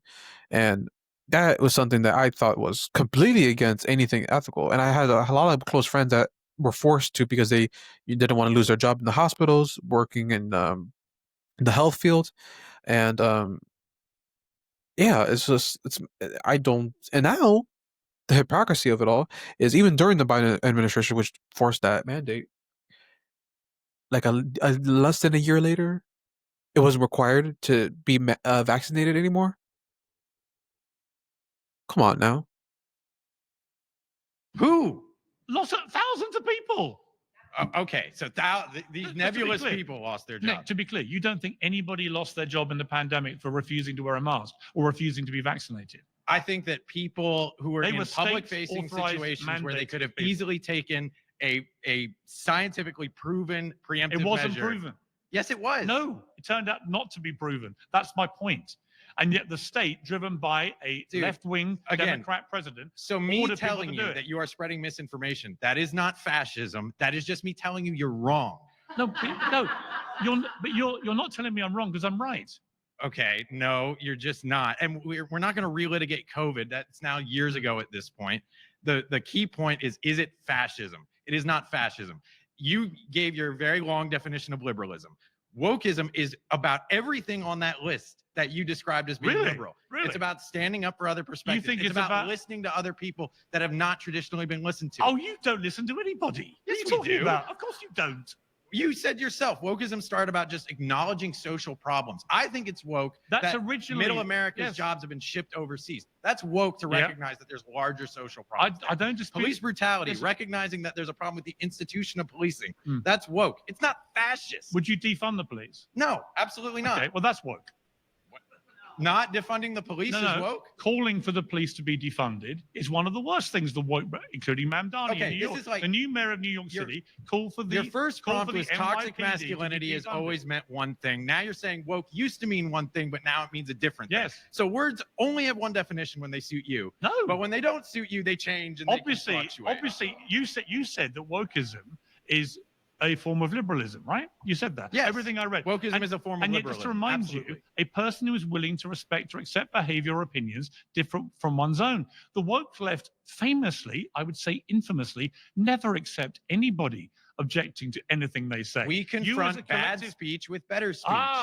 You confront bad speech with better speech. No, you don't. Like denying the efficacy of vaccines, and I'm telling you that's wrong. No, I'm not saying you should be canceled or you should be imprisoned for that. Actually, if you want my honest view, I do not think the efficacy of masks was ever proven. In fact, I think most of the evidence now suggests they were pretty pointless. Secondly, on vaccines, I think they saved millions of lives, but I do think it was completely misleading of the government here and the government in the UK and other countries when they stated as a scientific fact that if you had the vaccine, you couldn't transmit the virus. The measure was whether the healthcare system would be overwhelmed. Wait a minute. The healthcare system did not collapse. It worked. That was all it was supposed to be. It wasn't that no one would ever get sick. I'm making the point that when you issue government mandates and it turns out you were wrong, for example, when they said you cannot transmit the virus if you have the vaccine, it turned out that wasn't true. Do you accept that? I do accept that. So there were lots of things they said which turned out to be wrong. So I would rather err on the side of caution with a disease that killed millions of people around the world. That's just me. Hey, Nick,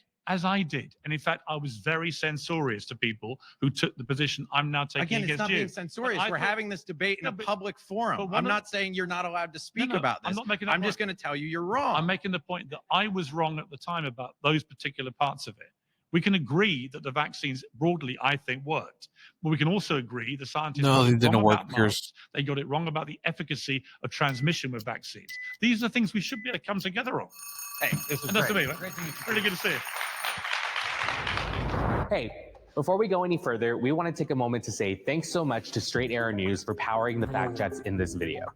Straight Arrow News is on a mission to raise the bar on journalism in a time of media bias and mistrust. My next surrounded claim is that gender-neutral pronouns are pointless. I completely agree with this. They, them, we are, they, he, she, them, doesn't matter. Thank you. I'm Jeremiah. I don't, honestly, I'm sorry. This is why I don't have any woke friends. I mean, well, no, that's not true. I had a boss that he called himself Ragnum instead of his name was Gary. So I respected his pronouns, but obviously at work you don't want to get fired, so you have no choice. But for the most part, if I was outside, if someone told me, "Hey, these are my pronouns," I'm gonna be like, "I don't care." Like even Kanye West, I don't care. His name is Ye, but I don't. You're Kanye to me. This is for me. That's just like stupid. Yeah. Okay, so I bet you didn't know that you were coming to a therapy session. I am a therapist. Great. So, yeah, finally. Finally. But a missing link in my life. Yes. So I would argue that pronouns, people being wanting to be referred to the pronouns that they want, actually aid them in their self-esteem improving and their validation and affirmation in life. And their lives obviously are lacking a lot of other things. It's like nobody cares about pronouns. What would their life be lacking? What pronouns are yours? I'm he, him. Okay, so you're a bloke. Yes. Okay, why do you need to call yourself he, him? I know what you are. You're a man. Right, but I think that you're talking about people that want to be called. Do you feel affirmed by the fact you call me he, him? I'm talking about other pronouns, so like they, them, z. Well, they, right? them. All right, they, them. Yes. There's one person saying, call me they, them. But, they, them is a plural. Right. How can you be more than one? And also, the fact, this is my other issue with the pronouns, is the fact that you feel like you are something that is special, where like, oh, I identify as they, them, therefore everyone, it's like you're basically telling the world that the world revolves around you and that everyone should respect you and your stupid pronouns that legit have nothing to do with your life. You still got to pay bills. You still got to go pay your car bills and go to work and do all this stuff, like as if like your pronouns do anything to fulfill you in any type of way. You're still a he or she. There's only two genders. Oh, I know that's something that also got me blocked for a potential date. It was a woke girl, and she was like, "Wait a minute, you voted for this guy, whatever?" And I'm like, "Yeah, I did." And also, there's two genders. And she's like, "I don't want to go on a date with you any longer." I'm like, "Okay." Like, whoa, I'm gonna cry. Oh my god.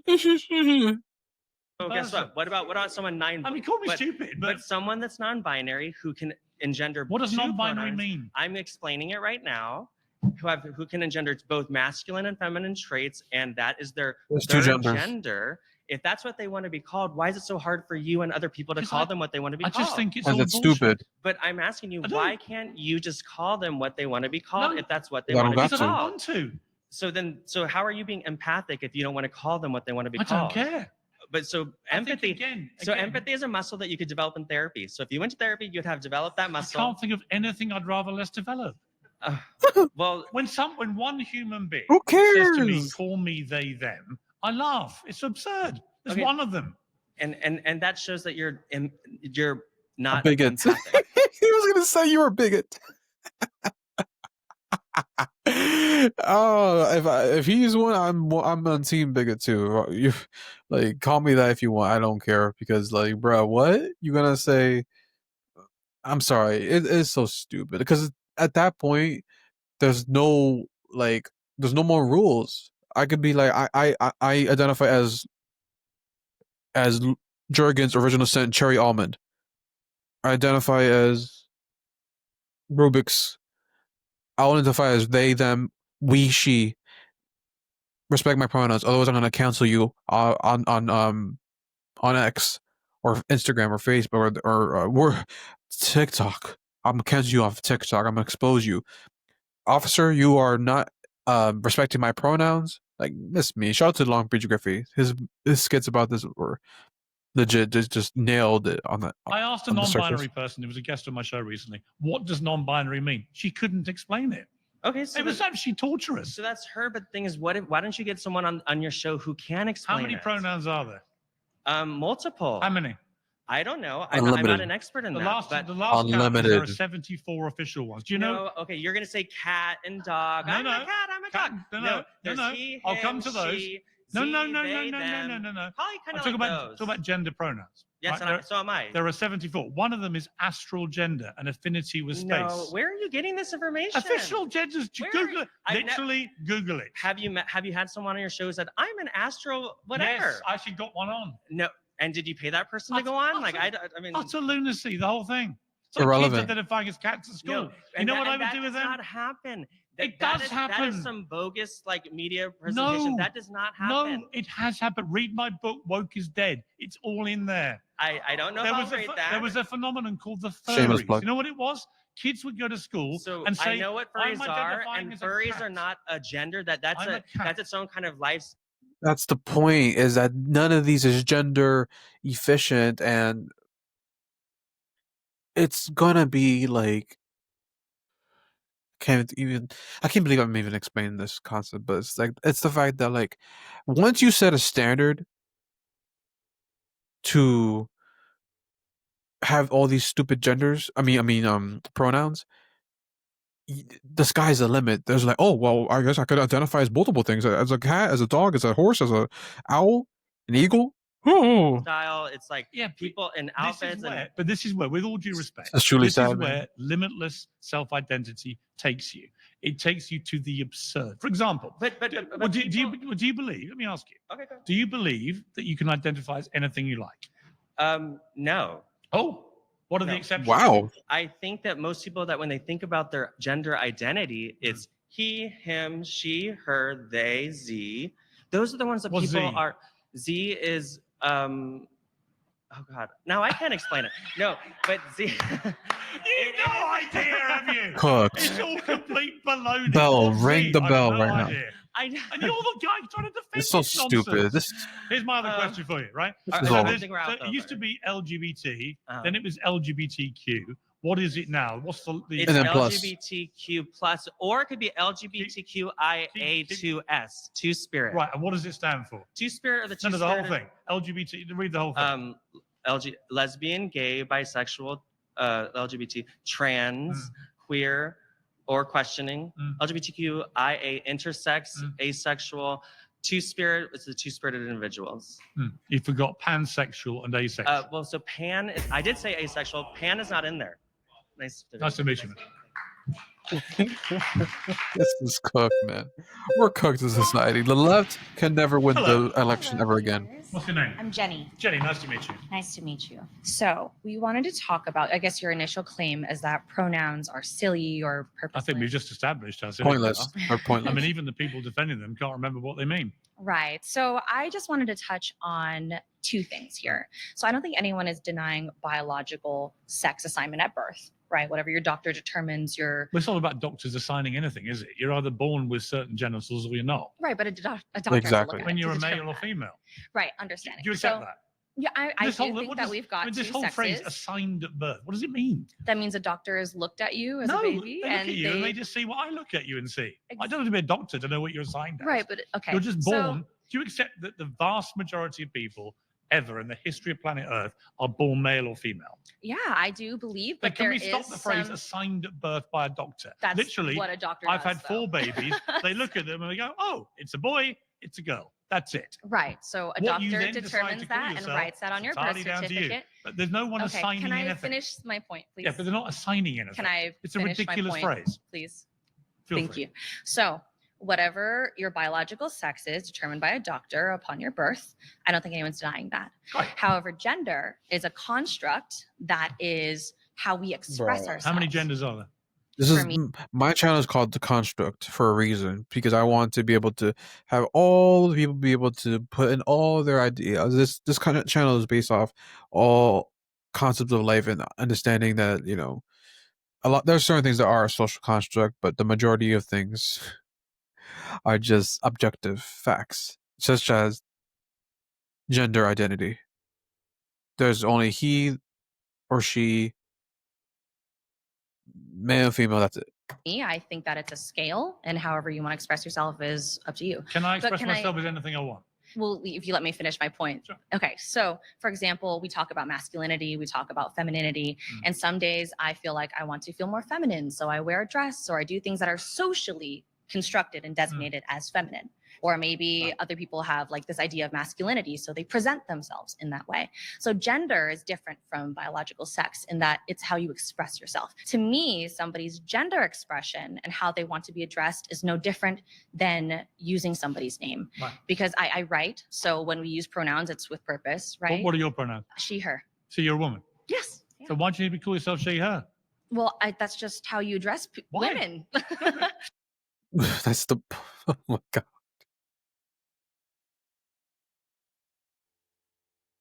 The fact that you have to, why do you have to even address yourself as she, her, as if that's like not common why sense? use them as pronouns? But pronouns are just used in English We language. never used to. This has just only started 10 years ago.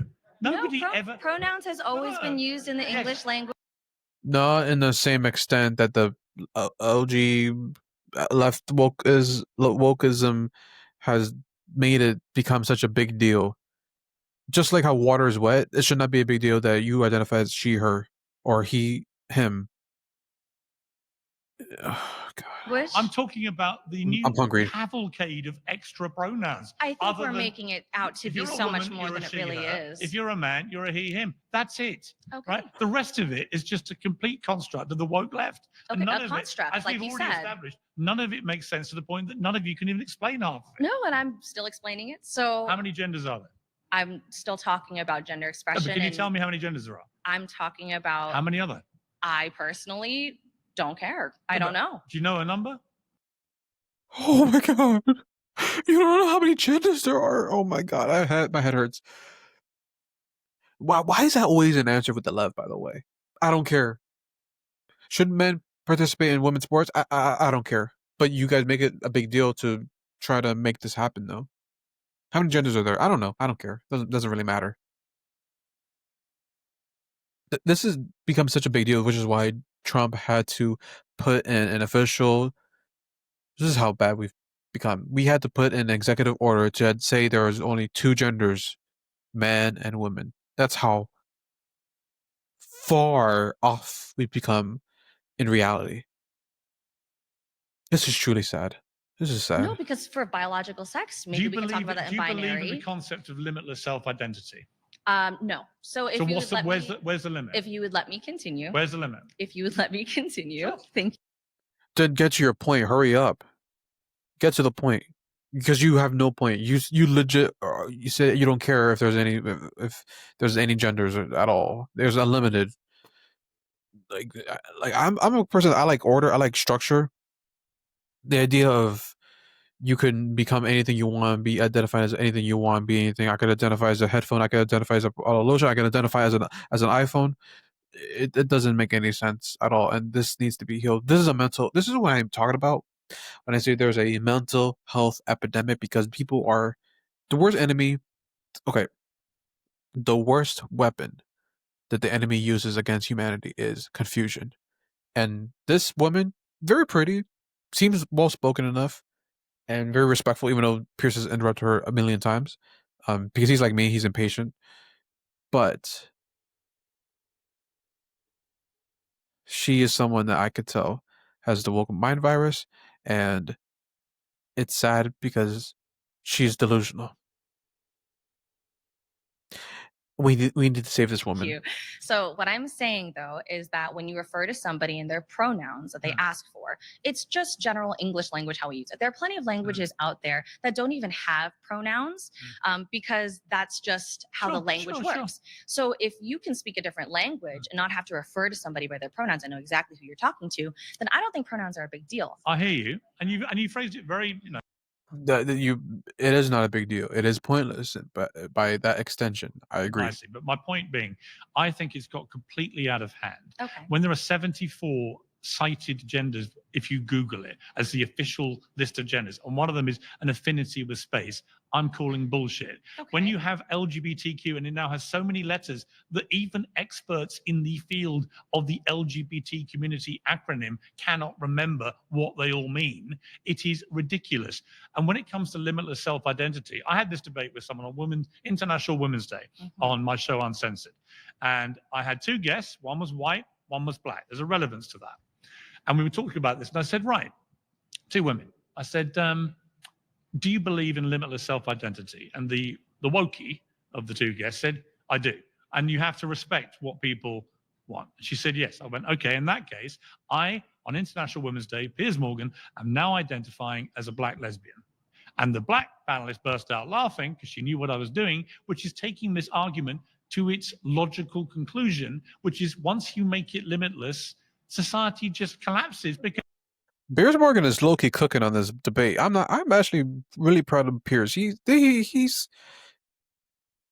I don't know, Piers went to debate school with Charlie Kirk and them. He's making really good rational points, and he's interrupting a lot as he usually does, but this is outside of his comfort zone, and I gotta give Piers Morgan huge credit because he's doing a pretty good job. Because anyone can say that they're anything they like want. the video, and you would say to me, if I said to you, I'm a black lesbian, what would you say? I would say that you're conflating the idea of limitless, like whatever gender expression or self-identity. Yeah. I already said I don't agree with that. But you didn't say where the limit is. Right. So for me personally, and what I believe is that there are scientific. Oh God, this is what I'm talking about. This is the problem with liberalism as well. Everything is me. I believe. I think. Nothing is ever. This is the truth. This is how it is. There's no this is the difference between the left. Everything is my opinion, my perspective, my ideology. I think that I can identify as a piece of paper, and my life is gonna be just fine, and I be, happy, no mental health issues whatsoever. Like, this is the big problem. Did you guys catch that on? Oh my God. Hold on, I gotta go back. But you didn't say where the limit is. Right. So for me personally, and what I believe is that there are scientific things that we can agree to, like biological sex, right? But gender expression is. If you're going to bring scientific expression, then the me personally should not be relevant. Because if I'm in a debate room, my opinions and perspectives are completely irrelevant to the fact. I stick on objective truth, which is why Andrew Wilson, Myron Gaines, rest in peace to Charlie Kirk, Nick Fuentes, who else? I'll give Sneeko some points too. They base everything off of objectiveness, not because of my own opinions, everything, my feelings, this. It's important to leave your own biases outside when you are debating someone. A cultural and societal. You said that, but where is the limit to what you can identify? So you can't identify as another race because no that's limit, just Piers. genetically not correct. Right. So there are limits to this. Yeah, I do. So I'm really curious where the woke limit is on self-identity.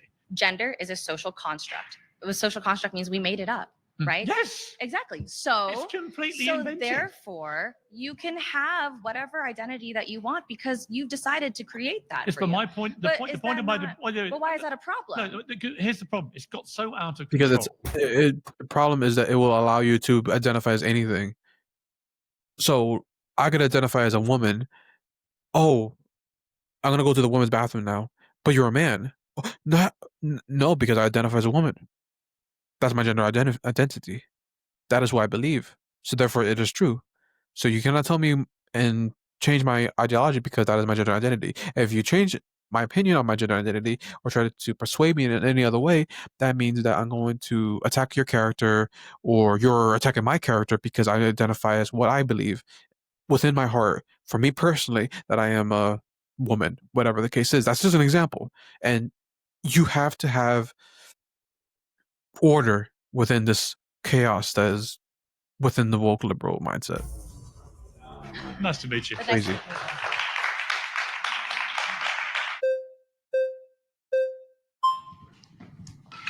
How are you? Ryan. Nice to meet you, Ryan. Piers. So actually, I have my preferred pronouns. Okay, what are they? Hot, hotter, hottest. I can call you that. I can honor that. Yeah. But throughout the conversation, I expect you to call me. All right. Hottie, is that okay? No, I prefer hottest. Hottest. Yeah. Okay. I take that personal today. because I thought I was.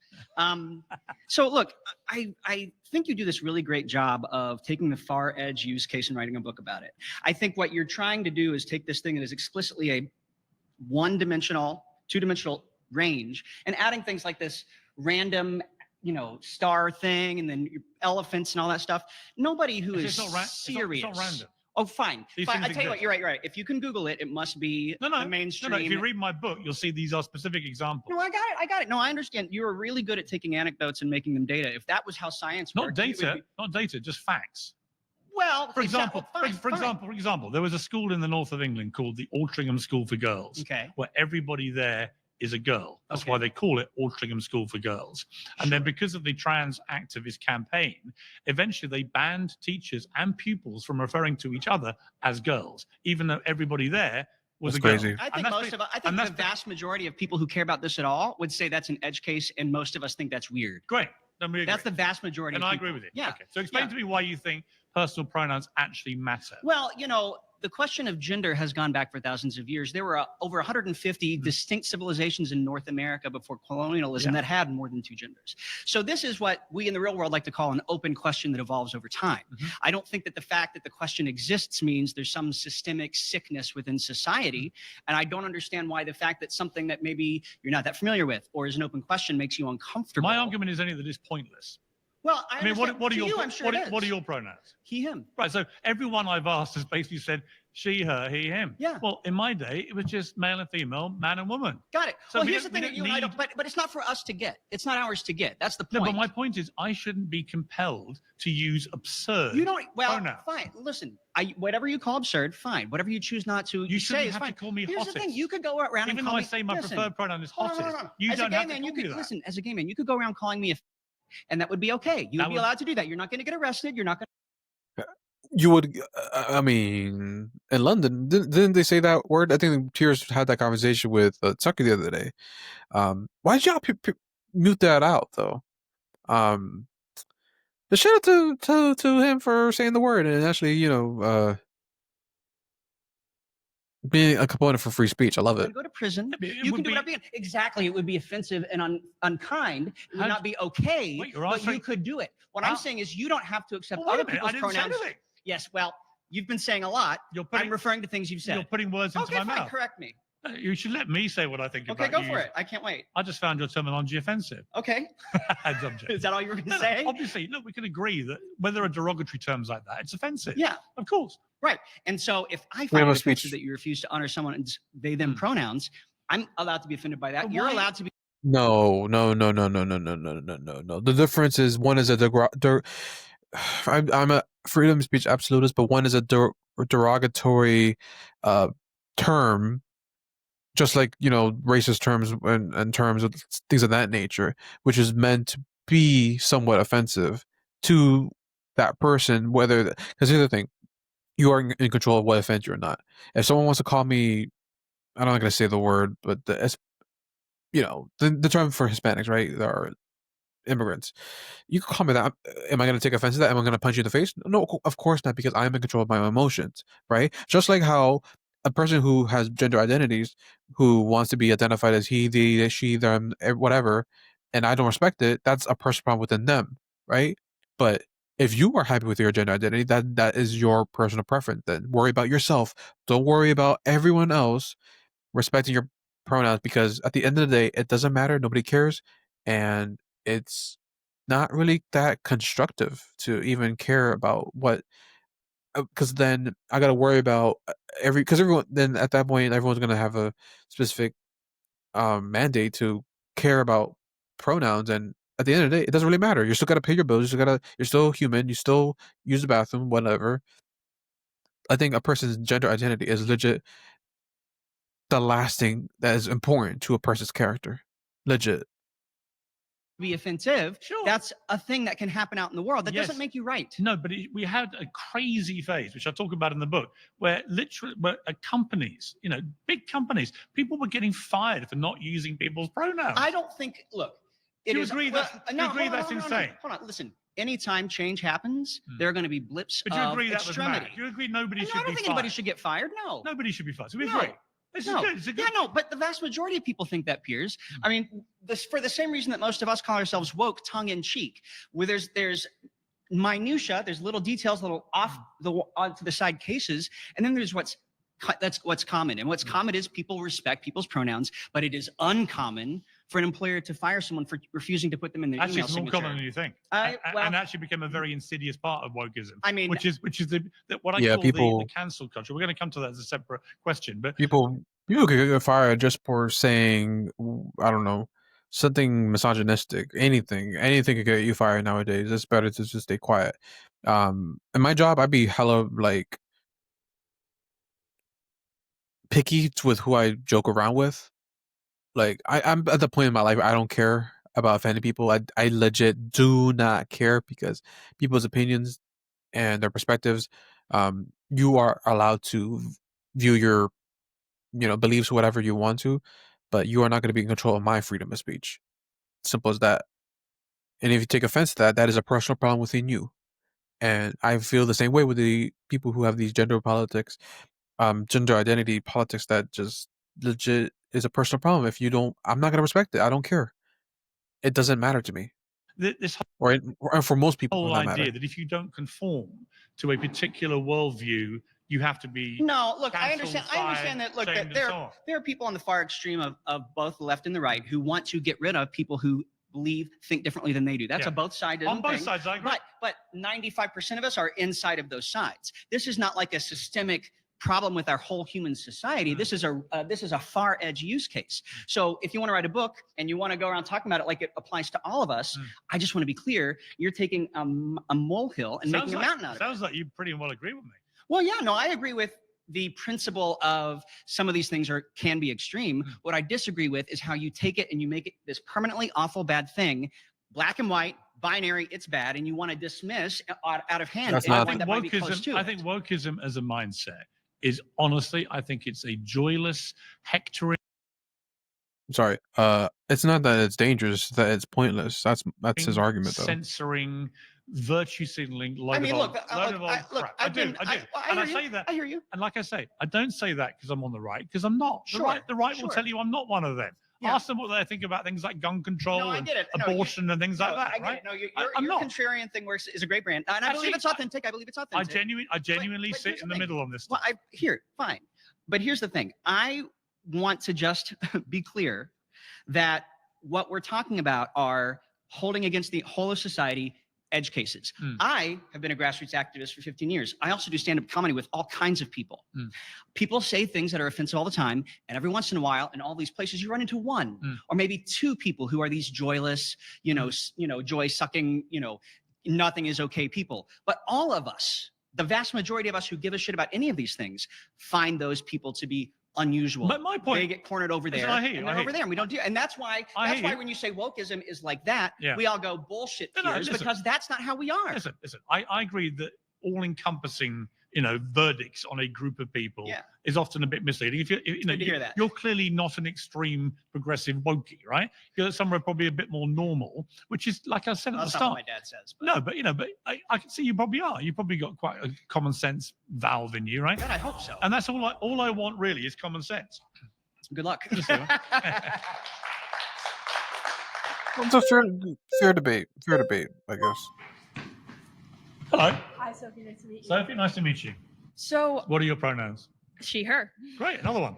But so actually, oddly, ironically, none of you have anything but the standard old pronouns, which we never needed because everyone knew you were a woman or a man. Yes. However, my best friend goes by gender neutral pronouns, and I am an 18-year-old high school student. So what do you mean by that? They go by they, them.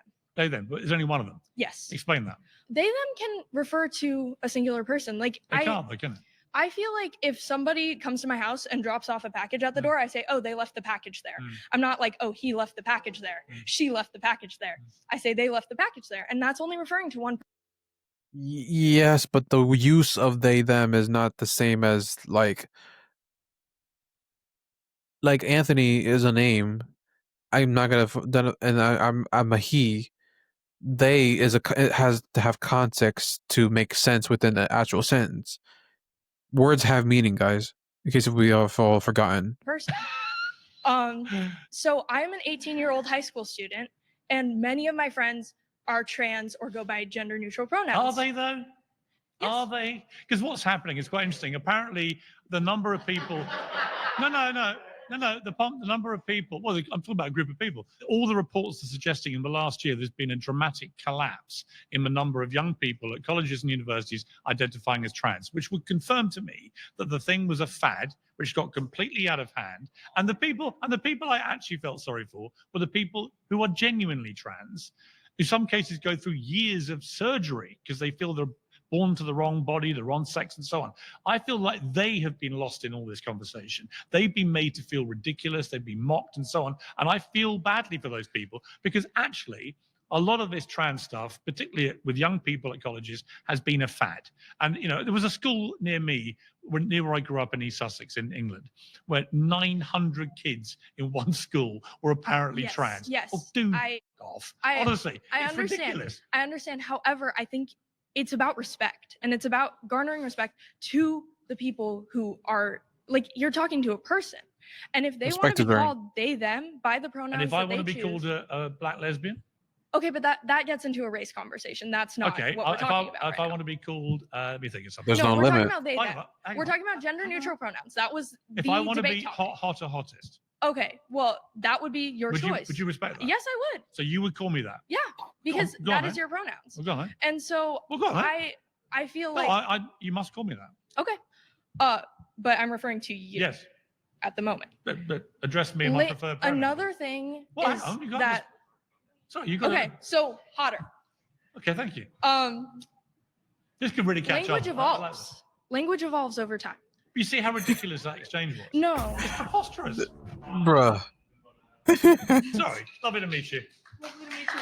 Thank you. This is funny, man. Welcome back. Here comes. Good to see you again.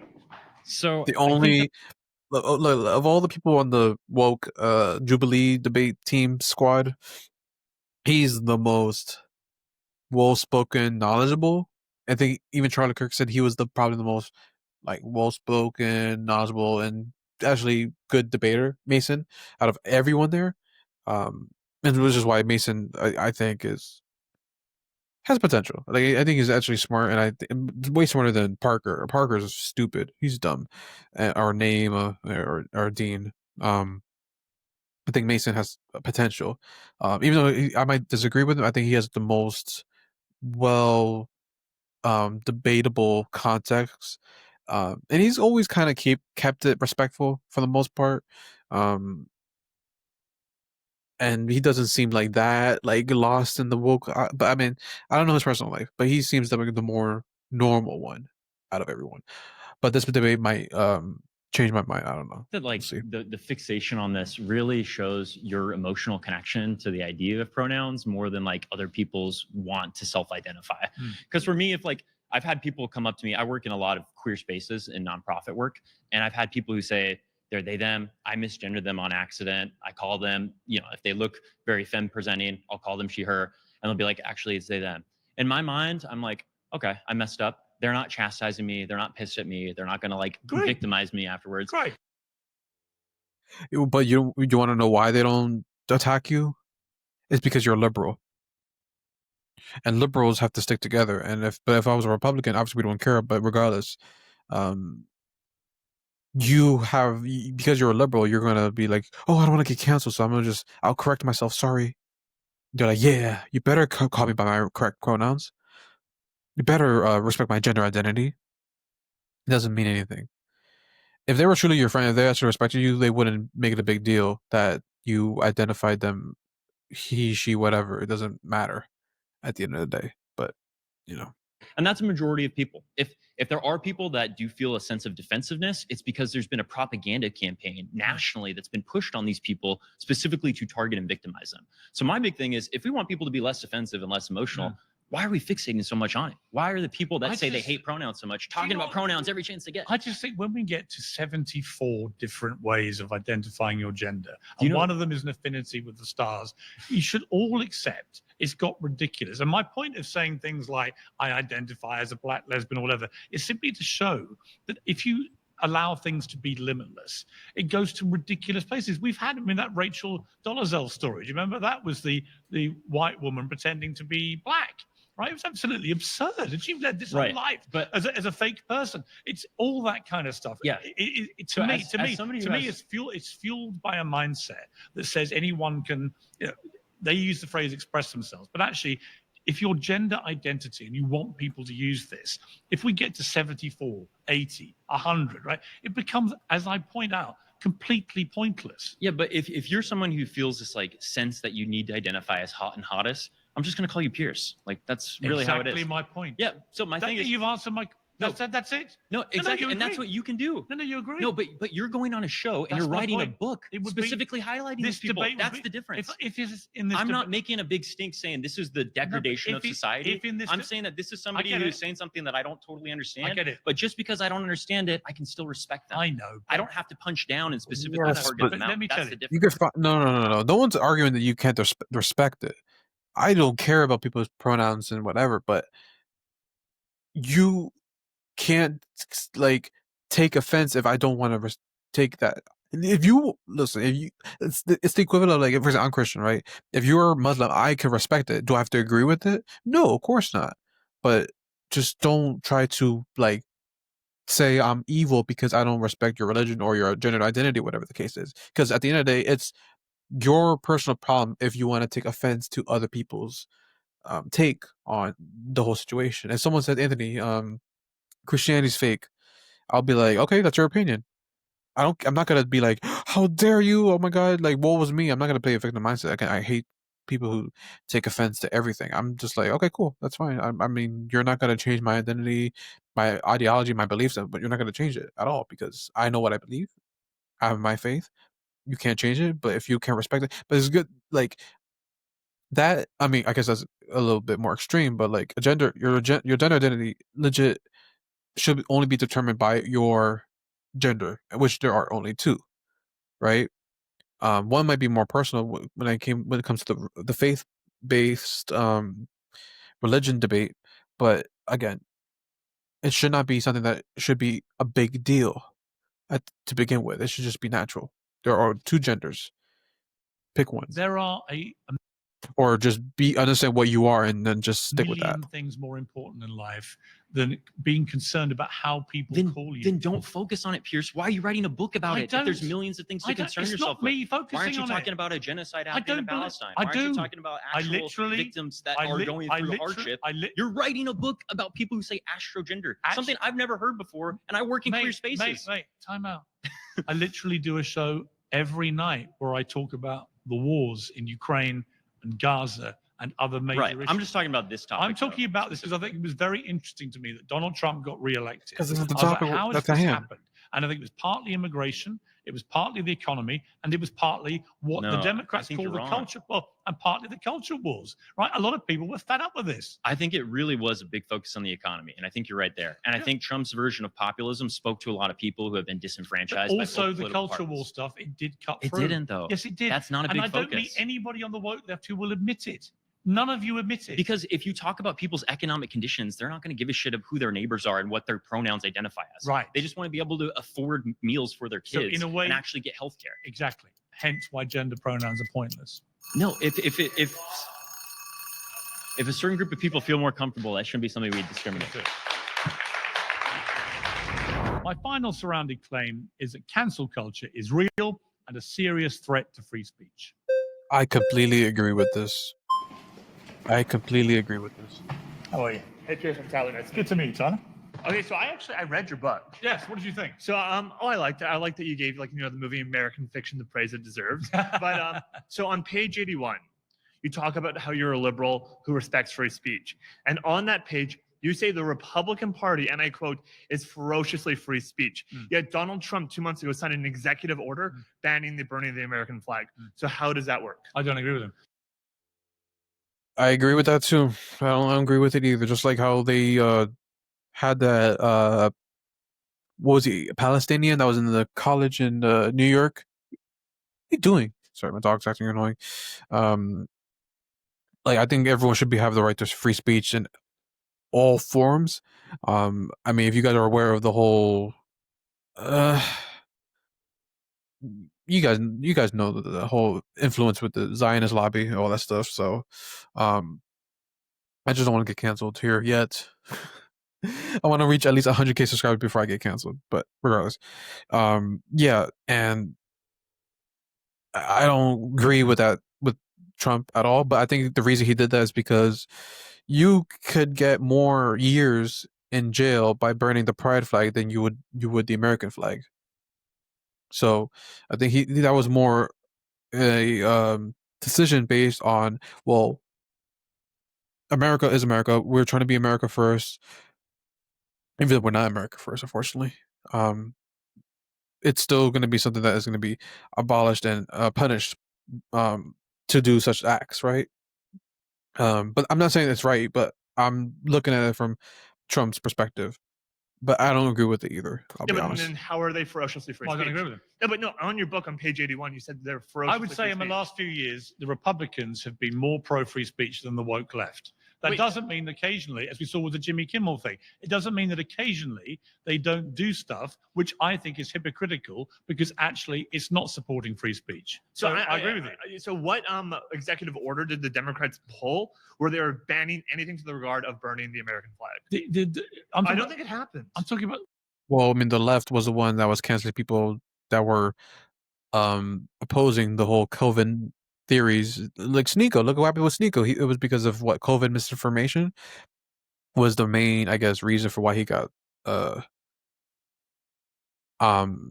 canceled or deplatformed off of YouTube. And then thank God he got his channel back and now he's able to get monetized again too. But things like that happen all the time, you know. And it's always you ever notice how there's no right wing Republicans that are famous on TikTok? It's always leftists and people who are on Twitch. There's no Republicans on Twitch. Like it's all Hassan Abi, Osman. I think Osman Gold. I think he's a kick, but he's like a center person. But people who are the right always go to Rumble because that's where Rumble is literally a free speech platform.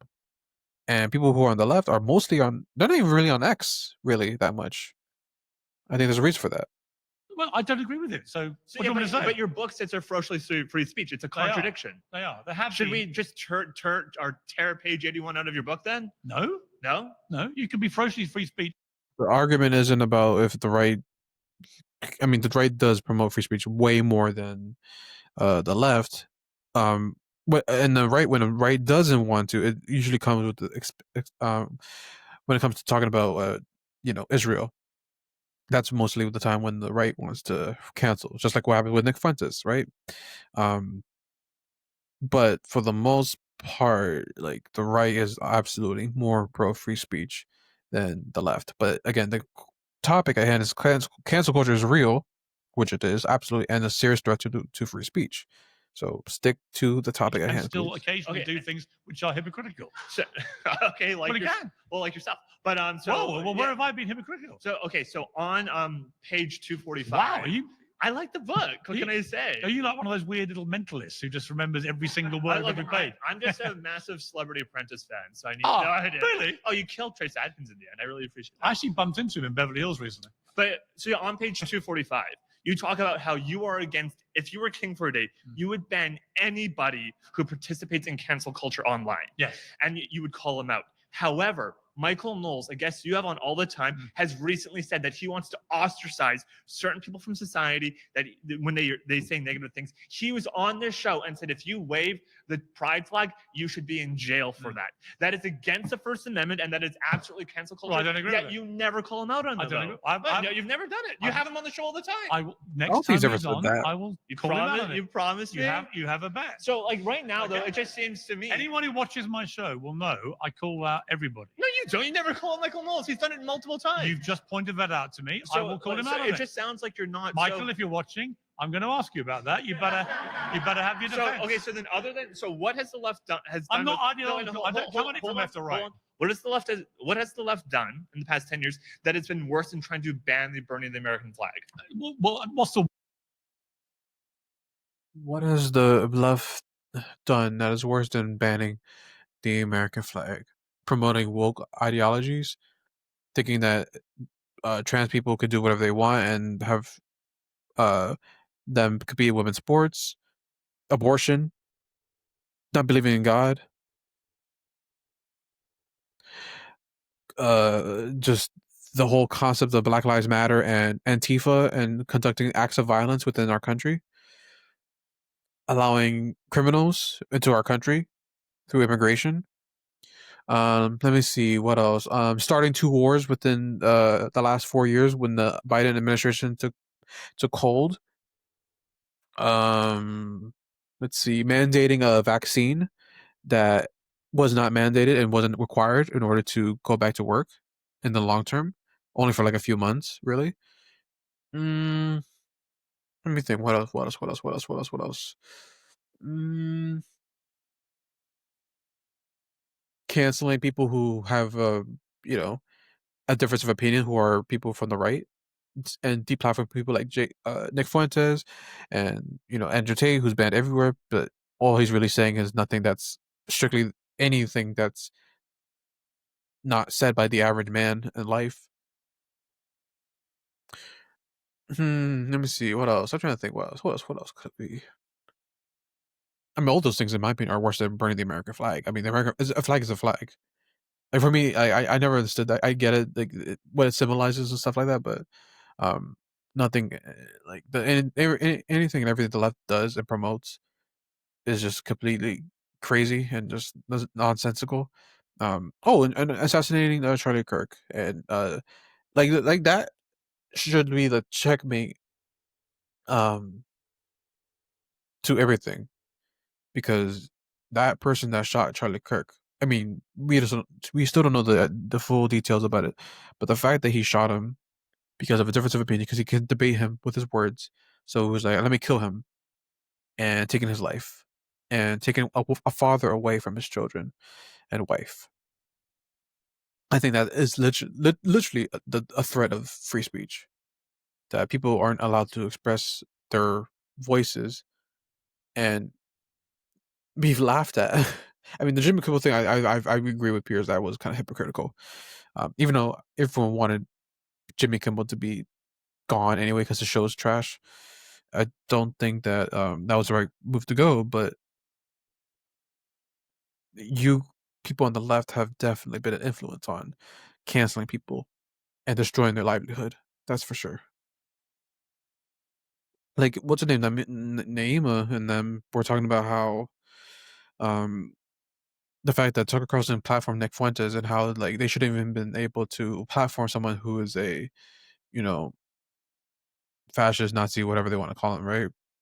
But it's like, so we're not allowed to speak with people. We're not allowed to speak with anyone that doesn't have the same ideology as ours.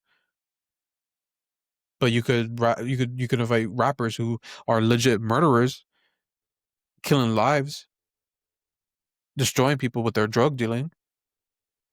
You could platform them, right? Or people who abuse animals like Hassan Abi. Or people like Dwayne Wade, who legit allowed his kid who's underage to get a transition as a man to a woman before 18 years old, by the way. I find that very ironic. Woke left done. Pretty, they tried to ban everybody in every. Really, they tried to make it illegal? Name one example. That's just not an example. the flag. So yeah, but what legislation they put forward? Nothing. Well, no, but let me question back to you. What's more being cancelled than being put in prison? Well, okay, let me give an example. Yeah. I'll give you an example. Yeah. Graham Linehan. Yeah. Okay. I'm not bringing it back because I want to talk about his issue. He's the comedian who did Father Ted. Obviously, his issue is singular. It's the trans issue. We've debated that. Yes. However, the principle of a comedian posting jokes which people may find offensive on social media, as he did back in April, about the trans issue, then being met by 5 armed police officers at Heathrow Airport in London and arrested and taken off. And a very interesting thing happened, which is why I say woke is dead as an ideology. Because 2-3 years ago, that would have been supported by everybody in the woke left. Yeah, bang him up. Absolutely disgusting. How dare he? He's transphobic. He's horrible. We know this because of the way that... hang on. We know this from the way that J.K. Rowling was treated, right? For doing the same stuff about the trans issue. She was given death threats. She was threatened with this, that, and the other. But a different thing happened this time.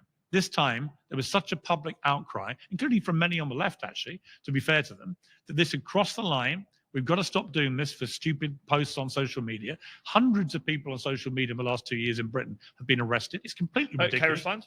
Well, let me finish. So actually, the police not only said we're not going to prosecute him, but we're not going to prosecute anybody for this kind of offence going forward. That's a big win. So and a repudiation of cancel culture. All you've told me is the left has progressed in their position on free speech, but the right has regressed. That's all you've said. I'm not here to defend the right's position. I think but I'm saying if you're going to write a book, it's trying to defend free speech. You should focus more on That's actually obsessed being with book, attacked. bro. But you wasted your time talking about this left boogeyman that does not exist. I agree with you. I love free speech. I am against all that stuff. I'm wearing the poppy today because of Remembrance Day, and we fought for free speech. And the right now is attacking it. And you have a huge platform, and you can take this time to actually. The left is fighting it worse, far worse than the right. Okay, so then why don't you put more focus on the right then? So let me give you an example. You actually agree with my argument. You actually agree with my argument. On page 241 of your book, as I'll quote it again, you attacked Bob Chapek because he denounced Ron DeSantis for putting in like anti-gay laws, to put it quotably. But you said he should be attacking people like Xi Jinping because he does way more human rights violations. Yeah. But that applies here. Trump and the right do way more than the left. You said that in your own book, but right now you're contradicting yourself again. I think both sides are capable but of ranking. The argument is about the left or the I right. actually think, on balance, over the last 5 years, the woke left have been more suppressive of free speech. Really? Yes. Let me give you an example. Okay. But you take like 15 minutes to give an example, and we have 14 minutes. We haven't stopped talking. That's true. All right? I had a great time. Hey, that was good. Yeah. I like the book. Oh, thank you. How's it going, Piers? Hello. Good to meet you. Good to see you. My name's Dash. Good to see you. Piers standing off against the liberals. This is really something. Well, I am a liberal. Your thoughts and beliefs in private, I would assume, more aligned with ours, but I understand getting. No. I understand getting that bag. Well, So look, I don't know your thoughts. I'll save you the trouble. I'll do it for you. Okay. Piers Morgan's new book, "Woke is Dead," is out now. It's great. Thank you. I also read it cover to cover. Great. Thank you very I wanted much. to take that off your shoulders. Thank you. But let's get into it. So I'm just curious, someone who doesn't have any kind of a relationship with accountability, would you agree that everything comes across to them as cancel culture? No, I don't believe that speech comes without accountability. Okay. But I do believe we had a frenzied atmosphere in the last few years, driven predominantly by the woke left of cancel. Let's be honest though, guys. Free speech doesn't really exist in our culture. If anything, we have something called limited speech. Because some things, like the derogatory terms that are hateful, are covered by the free speech, right? But I can't say like a certain word, phrase, whatever at my job and not face consequences, such as getting fired or whatever, right? So, or saying certain words on YouTube without being demonetized. So it's really limited speech than free speech, which is something I'm hoping that Trump can improve on. We'll see what happens, but I just wish that like certain things could be a little bit more free when it comes to saying certain things, because you're saying this and that. It's like, but kids are watching this, but I'm like, don't let your kids watch certain things. You know, you're in control of your child's life, and I think there's a lot of degeneracy that kids listen to, but no one ever attacks them, these rappers, for saying certain things. But podcasters, you know, like I always talk about Fresh and Fit, Andrew Tate, get demonetized for speaking about actual masculine traits and how to be a man, understanding your role, and not being a part of that woke ideology. And I don't think that's something that's deserving of getting demonetized or be banned off of multiple social media platforms. So, yeah, just wanted to say that. Canceling anybody that didn't sign up to their worldview, which I thought was very insidious. I called it out while it was happening. I've called it out since. I've now written a book about it all, saying we cannot go back to that. It doesn't mean the right aren't capable of doing similar stuff and being hypocrites. They are.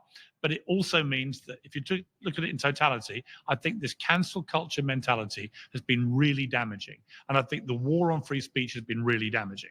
Okay, well, let's put this on a spectrum, because I think we use this term cancel culture, and everybody's been canceled by the left I don't have any actual evidence of what you're talking about. So let's say accountability is on this side, which is you face. Bruh, there's literally multiple forms of being canceled by the left, bro.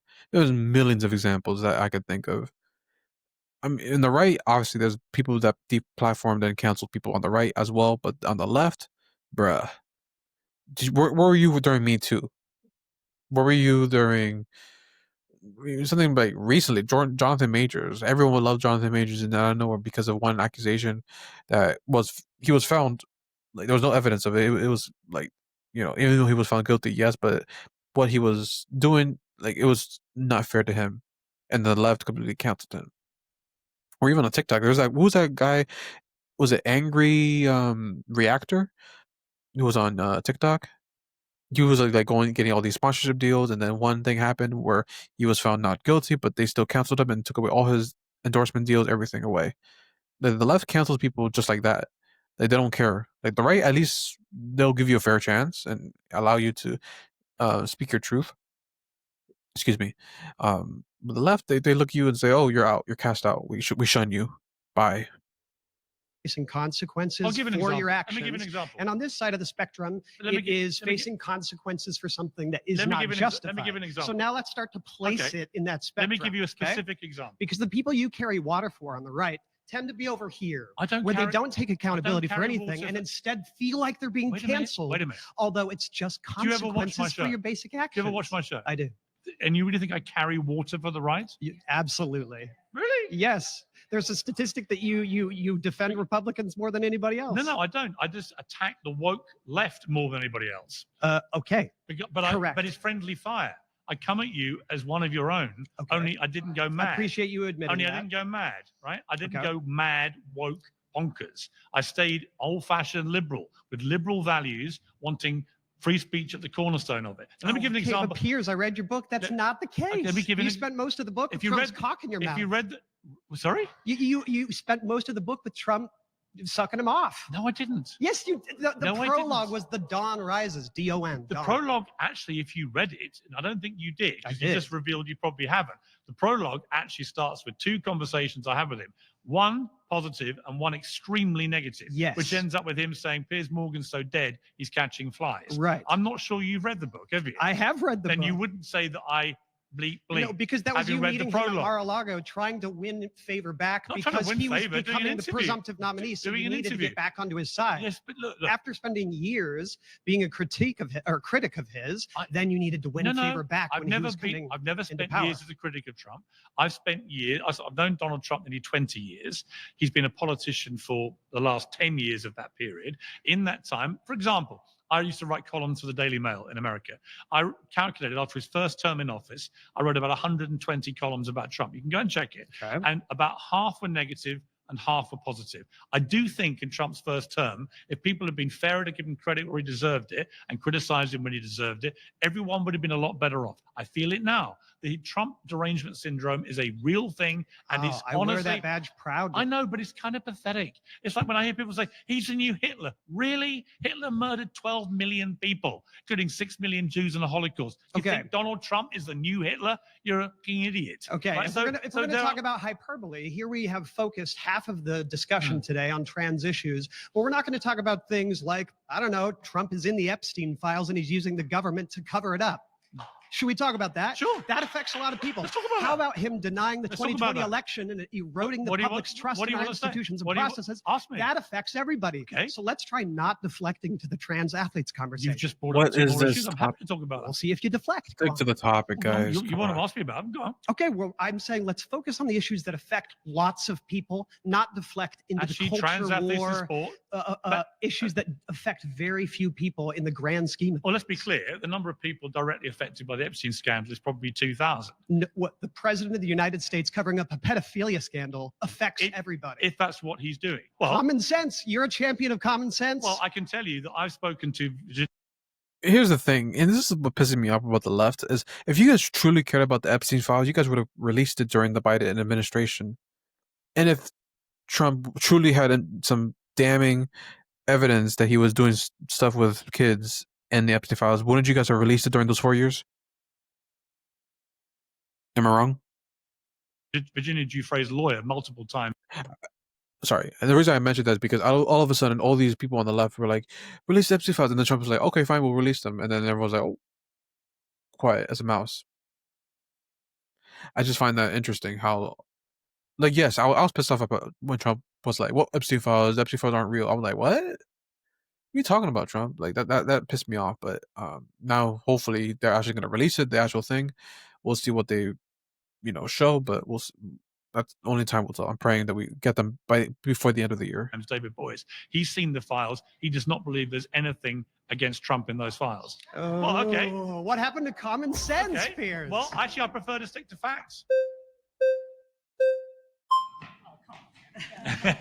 Hello. Piers, good to meet you. Nice to meet you. What's your name? My name's Z. Z. Yeah. Z. Yes. He doesn't know what that means. Yeah. That's yeah, awkward. I corrected him. And you're sitting with each other. Okay, so That's not your pronoun. That's your name. It's my name. Okay. My pronouns are she, her. Oh, great. So I think I tend to agree with you mostly on the cancel culture stuff. Right. In fact, like I was canceled back in April from this guy behind me. Really? Yeah, and so Wow. over some woke stuff. Okay. Are you serious? I'm serious. Yeah. What did he do to you? Well, it was I knew about this about him. it was about microaggression. So, but my point is that I think that the far left tend to do this to shrink the Democratic tent so that they don't have to take responsibility in winning elections. Yeah, I agree. And I do think that that's a very small portion of the far left. Except So they're now winning. They're now winning power. This is what Mamdani. They are right, which is a good thing. Actually, But, it's a terrible thing. well, first of all, I don't think Mamdani is considered the far left. Parker and Mamdani are not in the same category to me, Right. because he believes in electoral power, right? But my point is that you still are stumping for Republicans as if Republicans. I don't stump for anybody. Well, I don't. come on, Pierce. I really don't. I've watched your show a lot. Then you would know I don't stump for anybody. Okay, but you just made the defense in this argument with, I think, the guy before this last guy, where you said that you think Republicans are better on free speech than the woke Have been left. in the last few years, yes. Right. Well, and I totally disagree with you. Can we use Charlie Kirk as an example? Yes. Do you think that Charlie Kirk stood for free speech? Absolutely. You do. Yes, he did. For the most part, yes. I'm trying to think of it. I don't think he was I mean, he was a free speech absolutist. I don't really see how like Charlie really was against it. I don't remember any evidence that he was against it from what I remember.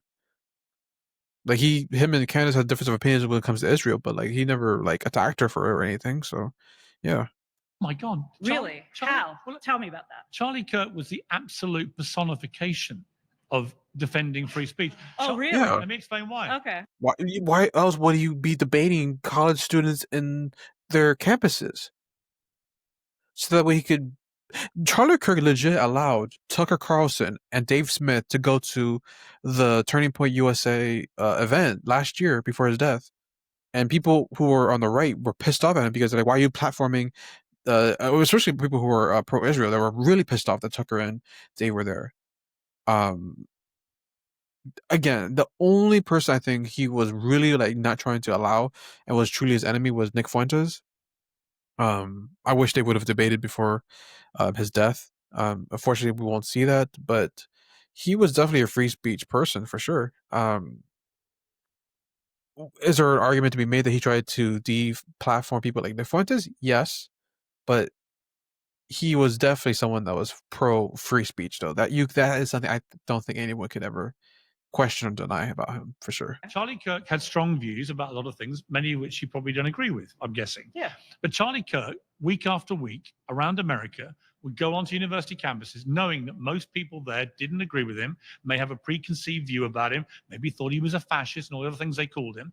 And he would sit there in his tent, sometimes outside as he was when he was appallingly assassinated, and he would say, prove me wrong. And people would line up and they'd come and have a debate like this, and he would listen to them respectfully. He'd challenge them. No. He'd argue with them. That's not what happened. Sorry, that's exactly what As Charlie somebody- Kirk did. Okay, as somebody that And for that, he runs- got a bullet in the neck. Okay, as somebody that runs the counter organization to Charlie Kirk's Turning Point, that is not the point of what Charlie Kirk was doing. Charlie Kirk did not decide to debate high-profile debaters, people like Destiny or people on the left that would actually give him a real debate. In fact, he even denied debating Dean Withers. I was literally with him when he did that, okay? So it's not like he was going in to have a real debate.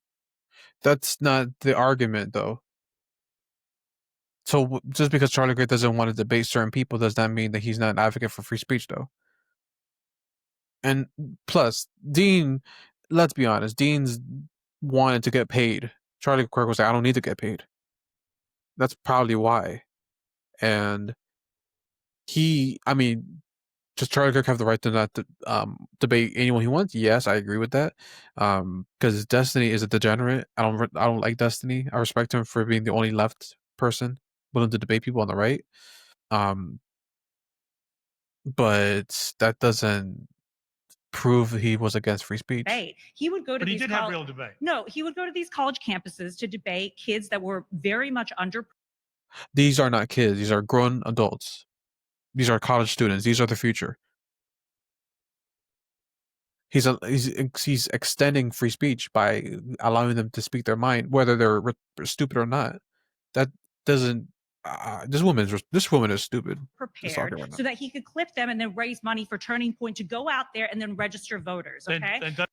That's not his fault. Well, first of all, clips that go viral is not his fault because they chose to make him look smarter because Charlie debated based off of truth, and he proved a point because Charlie Kirk never went to college.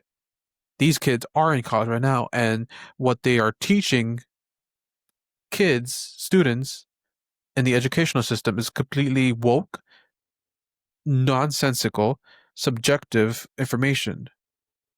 There's no facts in the educational system at all. And I think that that's brilliant. Okay, that's why I'm trying to replicate it. But you cannot say that he was there for free speech because that's not really free speech, especially when Charlie Kirk went and tried to deny. He denied us from going into his events just because we were Democrats. He canceled our permits, even though we had permits that we paid for. You wouldn't argue. That's not free speech. But you wouldn't.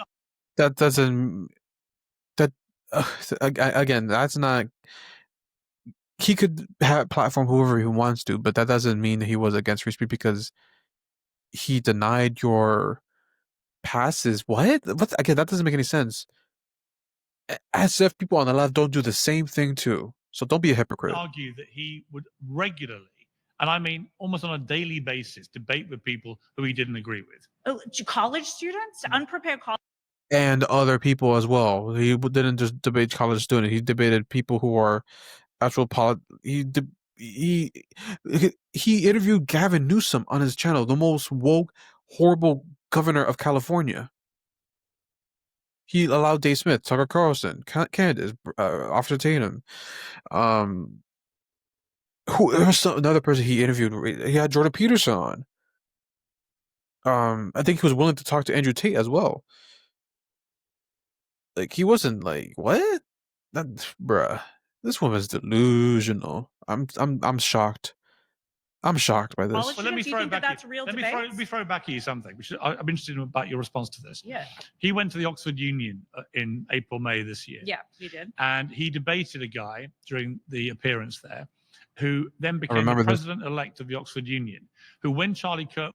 I think this is the one where he debated the pro-Israel Palestine thing with this student. I think that's what he's talking about. Reacted by posting LOL. Laughing out loud, and then he said, "Charlie Kirk just got shot. Let's effing go!" Exclamation mark! Exclamation mark! Yeah, he celebrated the murder of Charlie Kirk, who was killed. Let's be clear, because he had views that the person who killed him didn't agree with. Yeah, that person continued to want to be president-elect of a debating society. Do you agree that it's not a question of free speech or cancel culture that he was incompatible with the position of being president of a debating society if you celebrate someone's murder for their speech? Yeah, I agree with that. 100%. We can agree on that. I watched the way a lot of the woke left celebrated, posting, and these were teachers, nurses, doctors, professors, real people, man, videos of themselves celebrating his death, celebrating the murder of Charlie Kirk. It was one of the most disgusting things I have ever seen. Do you think that they should be fired for that? Yeah, absolutely, they should be fired for that. Yeah, this woman that pissed me off. Yeah. Nice to meet you, Rob. So, like, the fact that you could come up here and say Charlie Kirk didn't stand for free speech is an insult to his legacy. Truly, like Charlie Kirk was so young; there were so many years ahead of him. I wish. And you know what's sad is the fact that Charlie Kirk's death is partly responsible for why Nick Fuentes has been being going mainstream a lot more lately. So there's an argument to be made, yes, that maybe Charlie Kirk has some strings in the back saying, "Don't platform Nick, don't talk to Nick, this and that." That's fair. That is fair. I'm not saying that didn't happen, but I don't think it's a coincidence that the young Christian men of America who idolize Charlie Kirk are looking to Nick Fuentes as some form of like a role model who's well spoken, who's a good debater, funny, and someone who's authentic as well. And Charlie Kirk, as I didn't agree with everything he did, I definitely disagreed with his stance on Israel. But again, he definitely advocated for free speech, and he was not racist. He was someone that understood the importance of that very much so. So please, that put me into a bad mood. Not gonna lie. Speaking ill of the dead like that, man, come on, man, that's messed up. We are conflating accountability with cancel culture. I am the mayor of my hometown, and if I came on here, Los Gatos, California, if I came on here and said a bunch of bigoted things, my voters would righteously vote me out. I would be out of a job. That's not cancel culture. That's just common sense and accountability. Can you? No. Well, that's not the idea of cancel culture, though. Cancel culture is like not identifying someone's pronouns and then they cast you out, and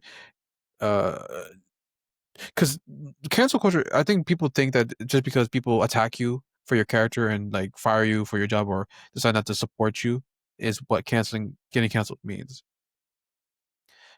Getting canceled is what happened to Nick Fuentes, where or even Kanye West, where he was a billionaire and then he said some things about Jewish people, and then he lost income and then he lost his Yeezy deal.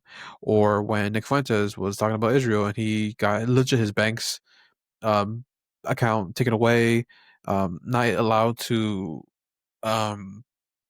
order an Uber or order DoorDash or Uber Eats. That is legit cancel culture, where they completely deplatform you from all aspects of life, just because you are speaking your freedom of speech right to say whatever you want. I think that is literally the definition of cancel culture. If I say something bigotry, like I think that people should I don't agree with him. I don't like that he said that, but I don't have to support him. Fine. But people who want to support him should be able to if they want to. That's legit. But cancel culture will not give you the option to, no, he said something offensive, we're going to eliminate him off the platform. He's not going to be able to speak his mind at all. He's not going to be seen on YouTube or Twitch or any TikTok, anything. That's canceling you. It destroys your legacy. Getting canceled is legit someone or a group doing everything in their power to destroy your legacy. Tell me someone who has been permanently canceled. No. You're here today. People like Bill Cosby don't get gigs because he's a pervert, right? I can tell you somebody. I can tell you two people where there was a global. But Bill Cosby wasn't canceled for free speech, though. Are you stupid? Is this guy an idiot? Bill Cosby was not canceled because of a free speech, though. People like Andrew Tate, Nick Fuentes, Fresh and Fit, Zerka, Sneeko, even Destiny a little bit too. All got canceled because of free speech. Well, it's Destiny, I think it was canceled for more inciting violence. Destiny's crazy. That's again, that is literally Harvey Weinstein wasn't canceled because of free speech. I have a headache. Even Candace Owens got demonetized last year, I believe, on her channel, and then she was able to get it monetized again. But she herself got fired from the Daily Wire because of free speech, because of her stance on Israel. So yeah, I mean, that's a different discussion for another day. Shout out to the Red Pill. Effort to cancel us, right? And one was me, and it came after the Oprah Winfrey Wine-a-thon, where Meghan and Harry trashed my royal family and trashed the monarchy in the most despicable, disingenuous manner imaginable. 57,000 wokies bombarded the Ofcom television regulator. They weren't Good Morning Britain, the show I was doing, viewers. These were just woke left progressives who wanted me fired for disbelieving the claims about racism and mental health that were cited in that interview, which have never been substantiated and which I, to this day, do not believe. And I was told, you've got to apologize for this because the mob have come. You've got to apologize or lose your job.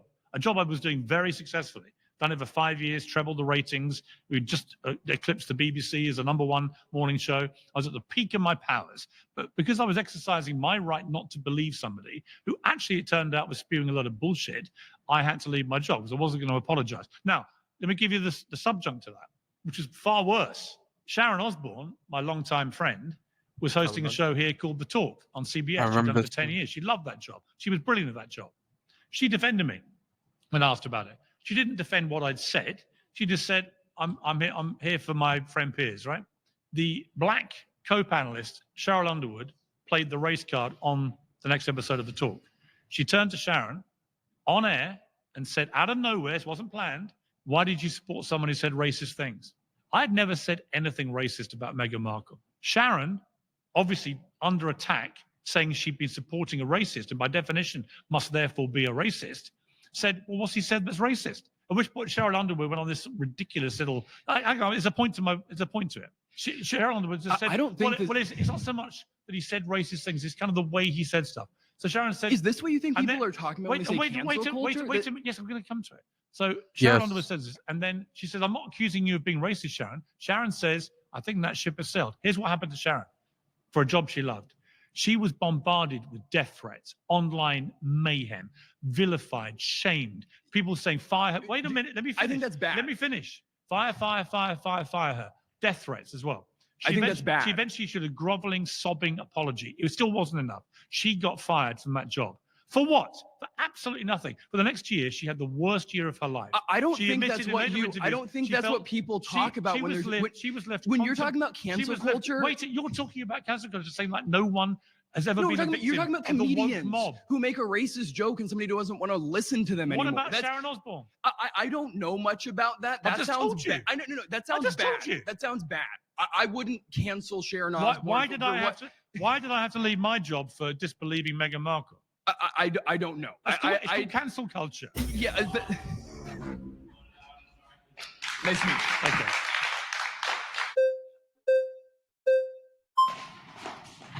Hello.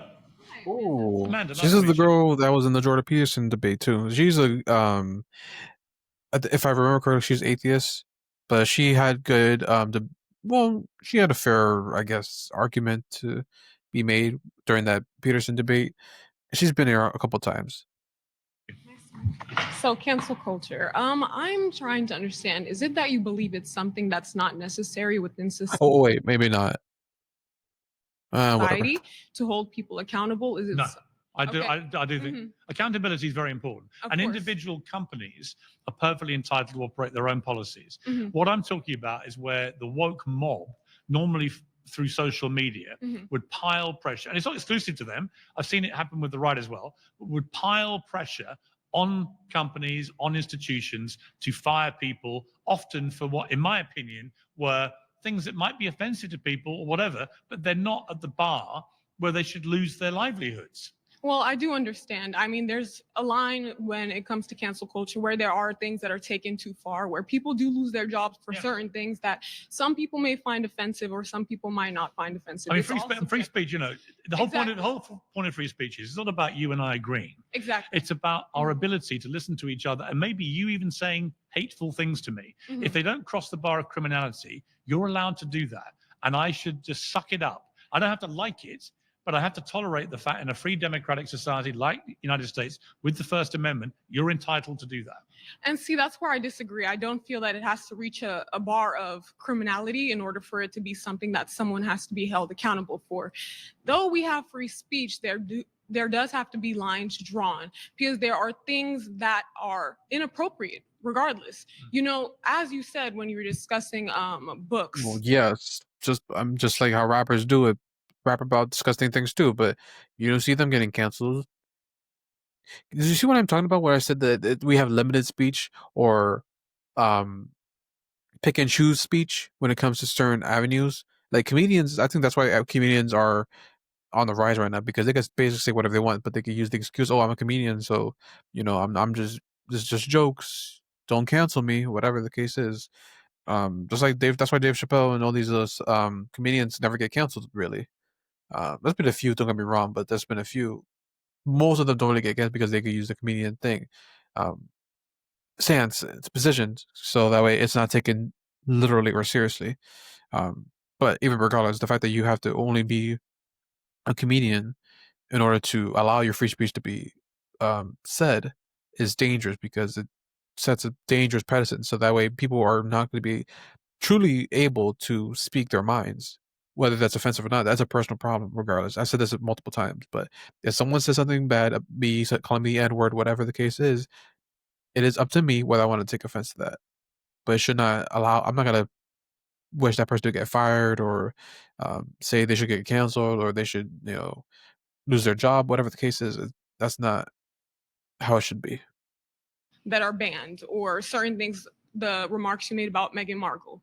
I don't agree that's something that you should be fired for, but I do see why there are people, and you need to look outside of your own perspective. There are people who felt that you needed to be canceled for such an instance. Why? Black women, especially around the world in the global West, they're oftentimes not listened to, and their problems, their pain, their mental health are oftentimes disregarded or undermined.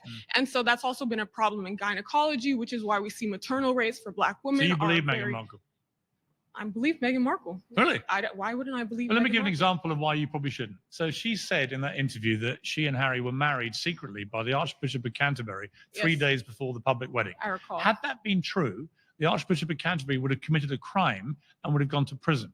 Yes. Did you ever see him go to prison? No, I did not. Did that make you think that maybe that never happened? Honestly, no, it did not Harry make and me Meghan- think Harry that and it's Meghan, something that did not They- occur. they I said- want to answer your They question. said in that interview that senior members of the royal family, who we Yes. now know through a leaked copy of the book where the names appeared, Mhm. were supposedly then Prince Charles, now King Charles, Yes. and Catherine, William's wife, made comments that they were concerned Racist about the remarks. potential skin color of the unborn baby. Yes. Do you believe on balance that that's likely to have happened? Absolutely. Really? Absolutely. you think Coming they're from both- the British you think they're institution, racist? that's something that has been, for centuries trying to maintain the purity of the blood.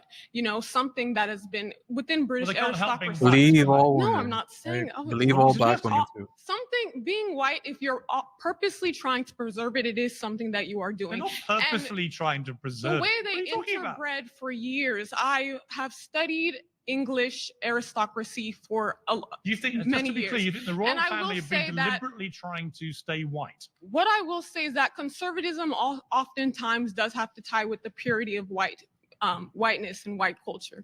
And so there are a large majority of conservatives who do see whiteness as the main basis of being a conservative, of something that's very important that they need to preserve. And it's why a lot of times they exclude minorities, and why they feel as though things such as wokeness are poor. They shouldn't be included, because it's giving that pathway. What should worry you more is that having set off this absolute inferno about the royal family being a bunch of callous racists, where's the... I don't- Well, Harry then wrote a book. Do you remember the book Spare? Yes, I have. 420 odd pages of his life story. Yes. Do you know the two things that didn't appear in that book?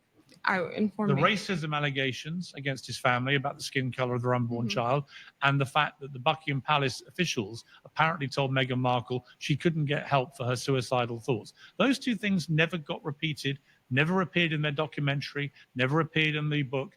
They just vanished. And It when did Harry- and appear when- in the and when- documentary. I did watch the Well, when documentary. Harry was asked about it Mhm. recently, he said, "Oh no, it was the media that put a racist tone on this. I never meant to say my family were racist." "Oh yes, you did. We all watched what you guys said." It's okay. That's great. Thank you. I enjoyed it. Nice to meet you. Nice to meet you too. Oh, hey. Shane. Good to see you, Shane. Nice to meet you. I want to take it back all the way to your original claim, and you said a lot of examples. I don't think you provided a single example of how cancel culture is a violation of free speech. Okay, I'll give you one. The 2 weeks before the election where Biden won, the New York Post got an exclusive story about Hunter Biden's laptop. Sure. It was fantastic. Okay, and people can laugh, actually contained incredibly damaging 100%. information, which may have led to serious charges against a lot of the Biden family. We now will never know because they've all been pardoned. But this story was suppressed by the left in the most disgraceful manner imaginable. The left at the time being all the tech giants who were all, define suppressed.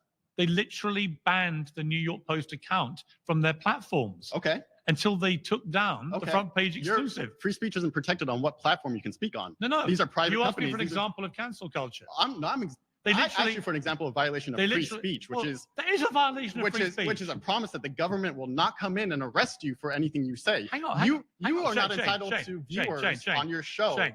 just because people agree. I agree. Shane, let me make my point. You asked me for an example of where free speech had been suppressed. Violated. A major, violated. Not suppressed, violated. Violated.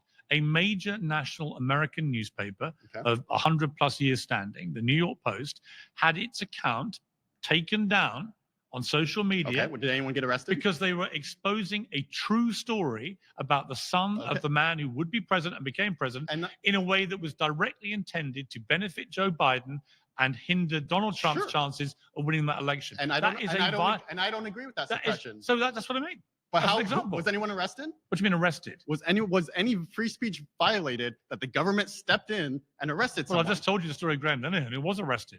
At the Heathrow airport? Yeah. In the UK? Yeah. You don't have free speech in the UK. Well, that's part of the problem. I agree. That sounds like a UK problem, not a US problem. The US has a big problem. So it has a problem, but where has free speech been violated I've because just of given cancel? you You gave me one at Heathrow Airport. I'll give you the New York Post example. Who has been arrested as a result of cancel culture? Because someone has said something that was either bigotry, racist, sexist, whatever it is, and people are not entitled to have viewers based on their opinions. I'm not saying they are. If people disagree with you, they can say, "Oh, we're not going to watch you anymore." They're going to go out in social media and say, "Hey, everybody, let's stop watching this person because he came out as racist." 100%. Okay, and that's not a violation of free speech. No, Sharon Osbourne was fired, as I just told you. Also, not a violation of free speech. Of course, it was. 49 states are at will employee states. Companies can fire you for any reason that is not related to discrimination. I agree. I've already said. I think you're misunderstanding me. I think you're misunderstanding me. I've already said that companies are perfectly entitled to do what they like. They're private businesses, right? Yes. So CBS was perfectly entitled to do it. But was it a violation of Sharon's free speech rights, what they did? Yes. No, not a violation.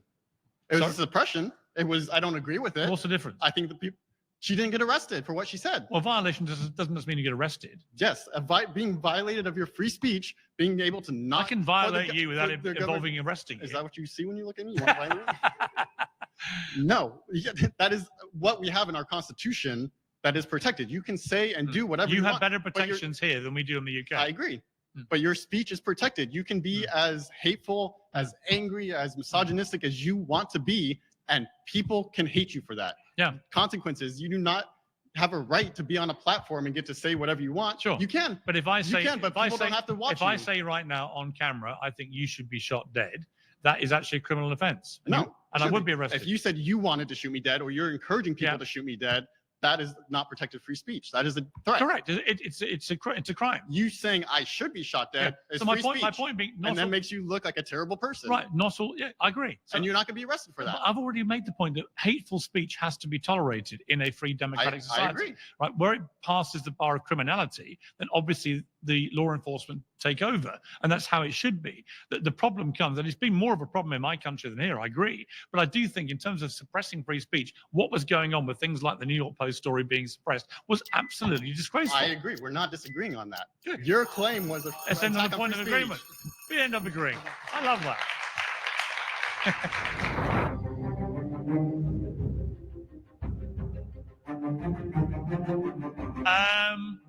Barker, you're too annoying. Nick, I've chosen Nick to come back for the final debate, which will be his debate, because he impressed me during our conversation earlier, and that cannot be said about everybody that's sat opposite me today. So, Nick, come to the chair. Good to talk to you again, Piers. Welcome back. My surrounded claim is that discussions of woke politics are merely a distraction from our common enemy, the billionaire class.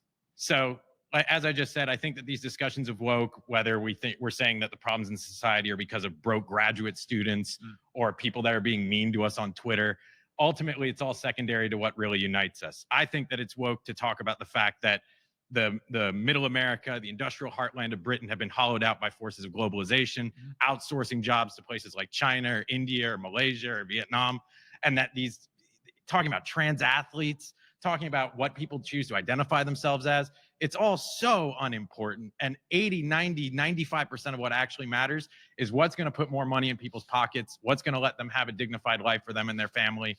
And talking about wokeness, whether it's dead or alive, it's just a distraction, and it's really not important or relevant to most of our lives 95% of the time. Okay, I think the first part I agreed with about the globalization. I think it's spot on. And also, I'm not trying to claim that the wokeism, cultural war issues are more important than globalization or the impact, as you say, of nefarious billionaires around the world having too much power and money, with the disparity between them and the poorest parts of society getting bigger and bigger. Well, I have very strong views about that. Nor am I trying to say that the debate about pronouns is in any way as significant as a debate I have all the time about the war in Gaza or the war in Ukraine. I just think you can have all these debates at the same time.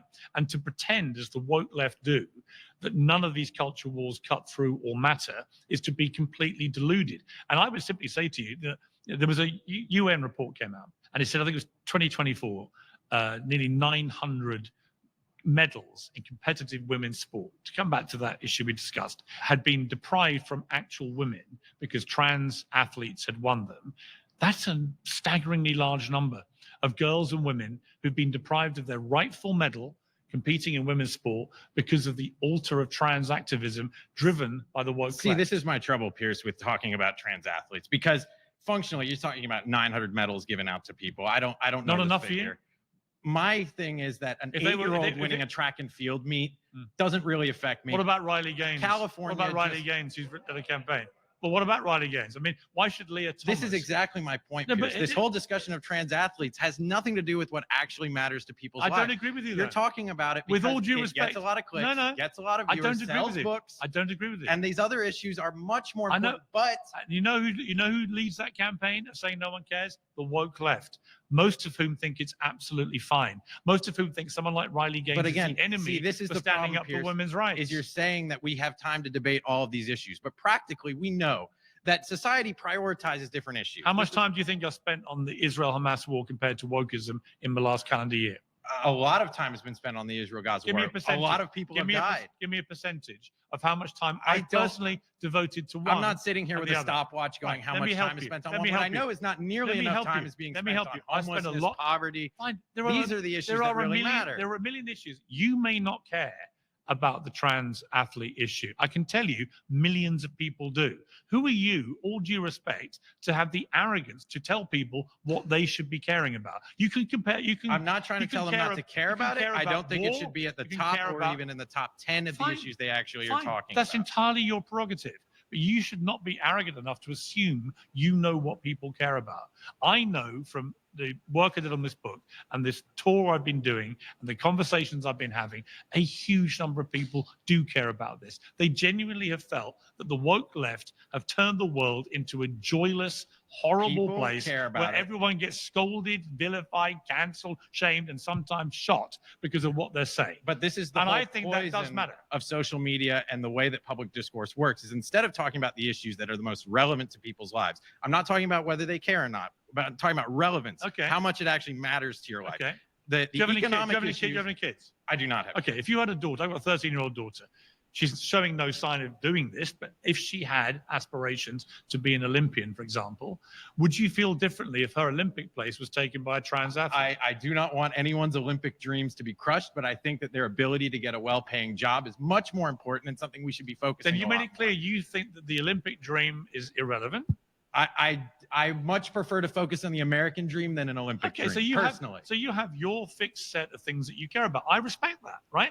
A lot of people will. But again, Piers, a lot of I people think watching this everybody agree. cares But about these things. But the idea but they don't work people up as much, and so it doesn't get as much airplay. Well, of course they do.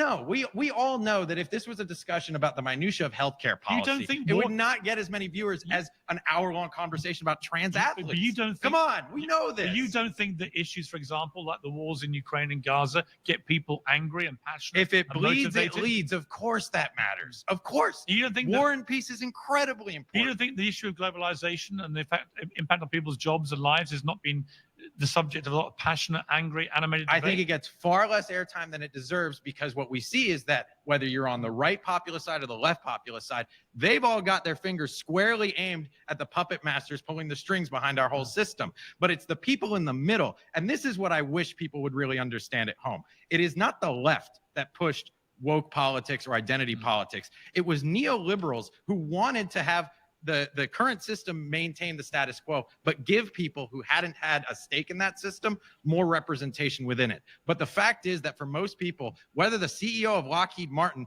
is a trans black woman does not matter. What matters for most people is whether they have a job that actually is able to pay the rent, I would say, that they can have a hope of owning a home, that they can marry who they like to. That stuff matters. It only matters if the black trans leader of a company has only got that job because they're black and trans and not on ability. Because then you move into a country and society which prides itself on mediocrity over meritocracy. I believe in opportunity for all at the bottom rung. But once that ladder starts, I believe only the most capable people should get to the top. The people getting Not tens of millions people of stock appointed options are by- not my priority. But you know what, It's the person making minimum wage that's my priority. The best quote about DEI I've heard was Stephen Pinker. He said they're rather like the Holy Roman Empire, which ended up being neither Holy Roman or really an empire. That's what DEI became. It's supposed to be diverse, equal, and inclusive. Ended up being none of those things. And that's the problem. So we should be, look, one of the good things about this conversation, it's been a conversation. I don't think enough of this happens where people don't just scream at each other. I've actually found this an engaging environment to talk in. I like being challenged. You've all given me a little something to think about, you in particular. That's why I brought you back. These are good conversations to have. I'm not saying you're intrinsically wrong, that your priority list is not more important. I think it probably is, right? But I also think the idea that millions and millions of people around the world, tens of millions, hundreds of millions probably, do not care about those other issues is deluded. But this is why I chose the prompt that I did, because I know that when I get upset about something, it clouds out a lot of other things that I should be thinking about, but I get so focused on the thing I'm angry about.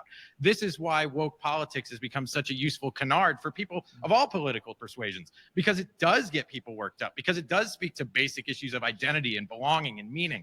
And when you undermine that, people do get really upset.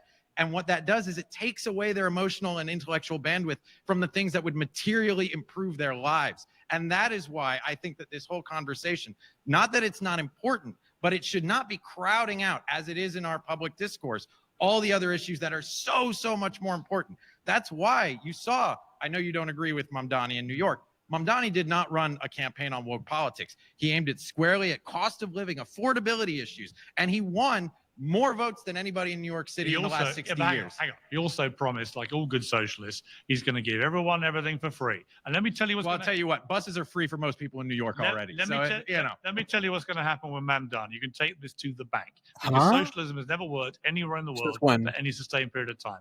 Mamdani is going to let down all the people that voted for him because he will not be able to afford to do anything like the stuff he says he's going to do. You can take it to the bank. Well, this is where I agree with you, and Piers. Definitions matter. Socialism is about public ownership of the means of production. Zoran Mamdani is not proposing seizing, JP Morgan's building. More. I agree. Trans athletes. This video has gone long enough. So let's skip to the end here. Gaza, where he got the hostages out. You'll never hear me criticize peacemaking. So my point is, if the hysteria just This guy reminds me of Alex Stein for some reason. We try and do what we've done here, right? Bring people a bit more together, have a bit more consensus, give credit where it's due, criticize where it's due, but sometimes agree to disagree. I'm not saying you're wrong with your priority list. I'm just saying that I think to exclude these other things is disingenuous from my perspective, because I think it is important. But we can agree to disagree about that. And I'm not saying ground here. Yes, that's the wrong show. Yeah. You know what? Just in case they want to end. You know what, Nick? I've always hated you. Thanks, folks. Appreciate it. I think he's intentionally not really aligned with either. I think he likes to punch the left from the center. I think he likes to punch the right from the center. I think he's kind of all over the map depending on the issue he's talking about. So I don't think you can neatly categorize him into this block or that block, which frankly, I think we need more of in our politics. I literally still, even after debating him and hearing his takes, still have no idea who the f he is. The problem I have with a lot of the wokies when it comes to the debating, I do feel like they've been infected with a weird virus, which gives them a kind of self-righteousness that their positioning is not only right, but it's the only acceptable worldview. Piers Morgan I have grown, doesn't stand for anything. More intellectually honest as I've got older about accepting when I've been wrong. You've got to know that when facts are facts, and if facts change in particular, you've got to move where the facts go. And you mustn't be intransigent that your worldview, even if it's science and biology denying, is the only acceptable view. I recommend anyone reading books that they fundamentally disagree with. So if you are somebody who considers himself woke and liberal, read it. If you are a conservative, you'll be just confirmation bias. All right. Great video. I'm surprised how well done Piers debated.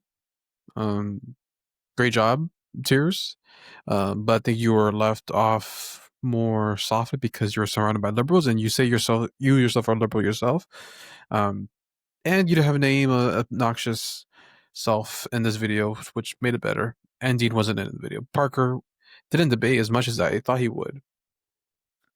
Maybe he did, but they were like, let's just cut this off because he probably didn't bring any value as per usual. Yeah, so be sure to subscribe. Let me know your thoughts, and we'll see you next time. Have a great Sunday. Enjoy the rest of your week.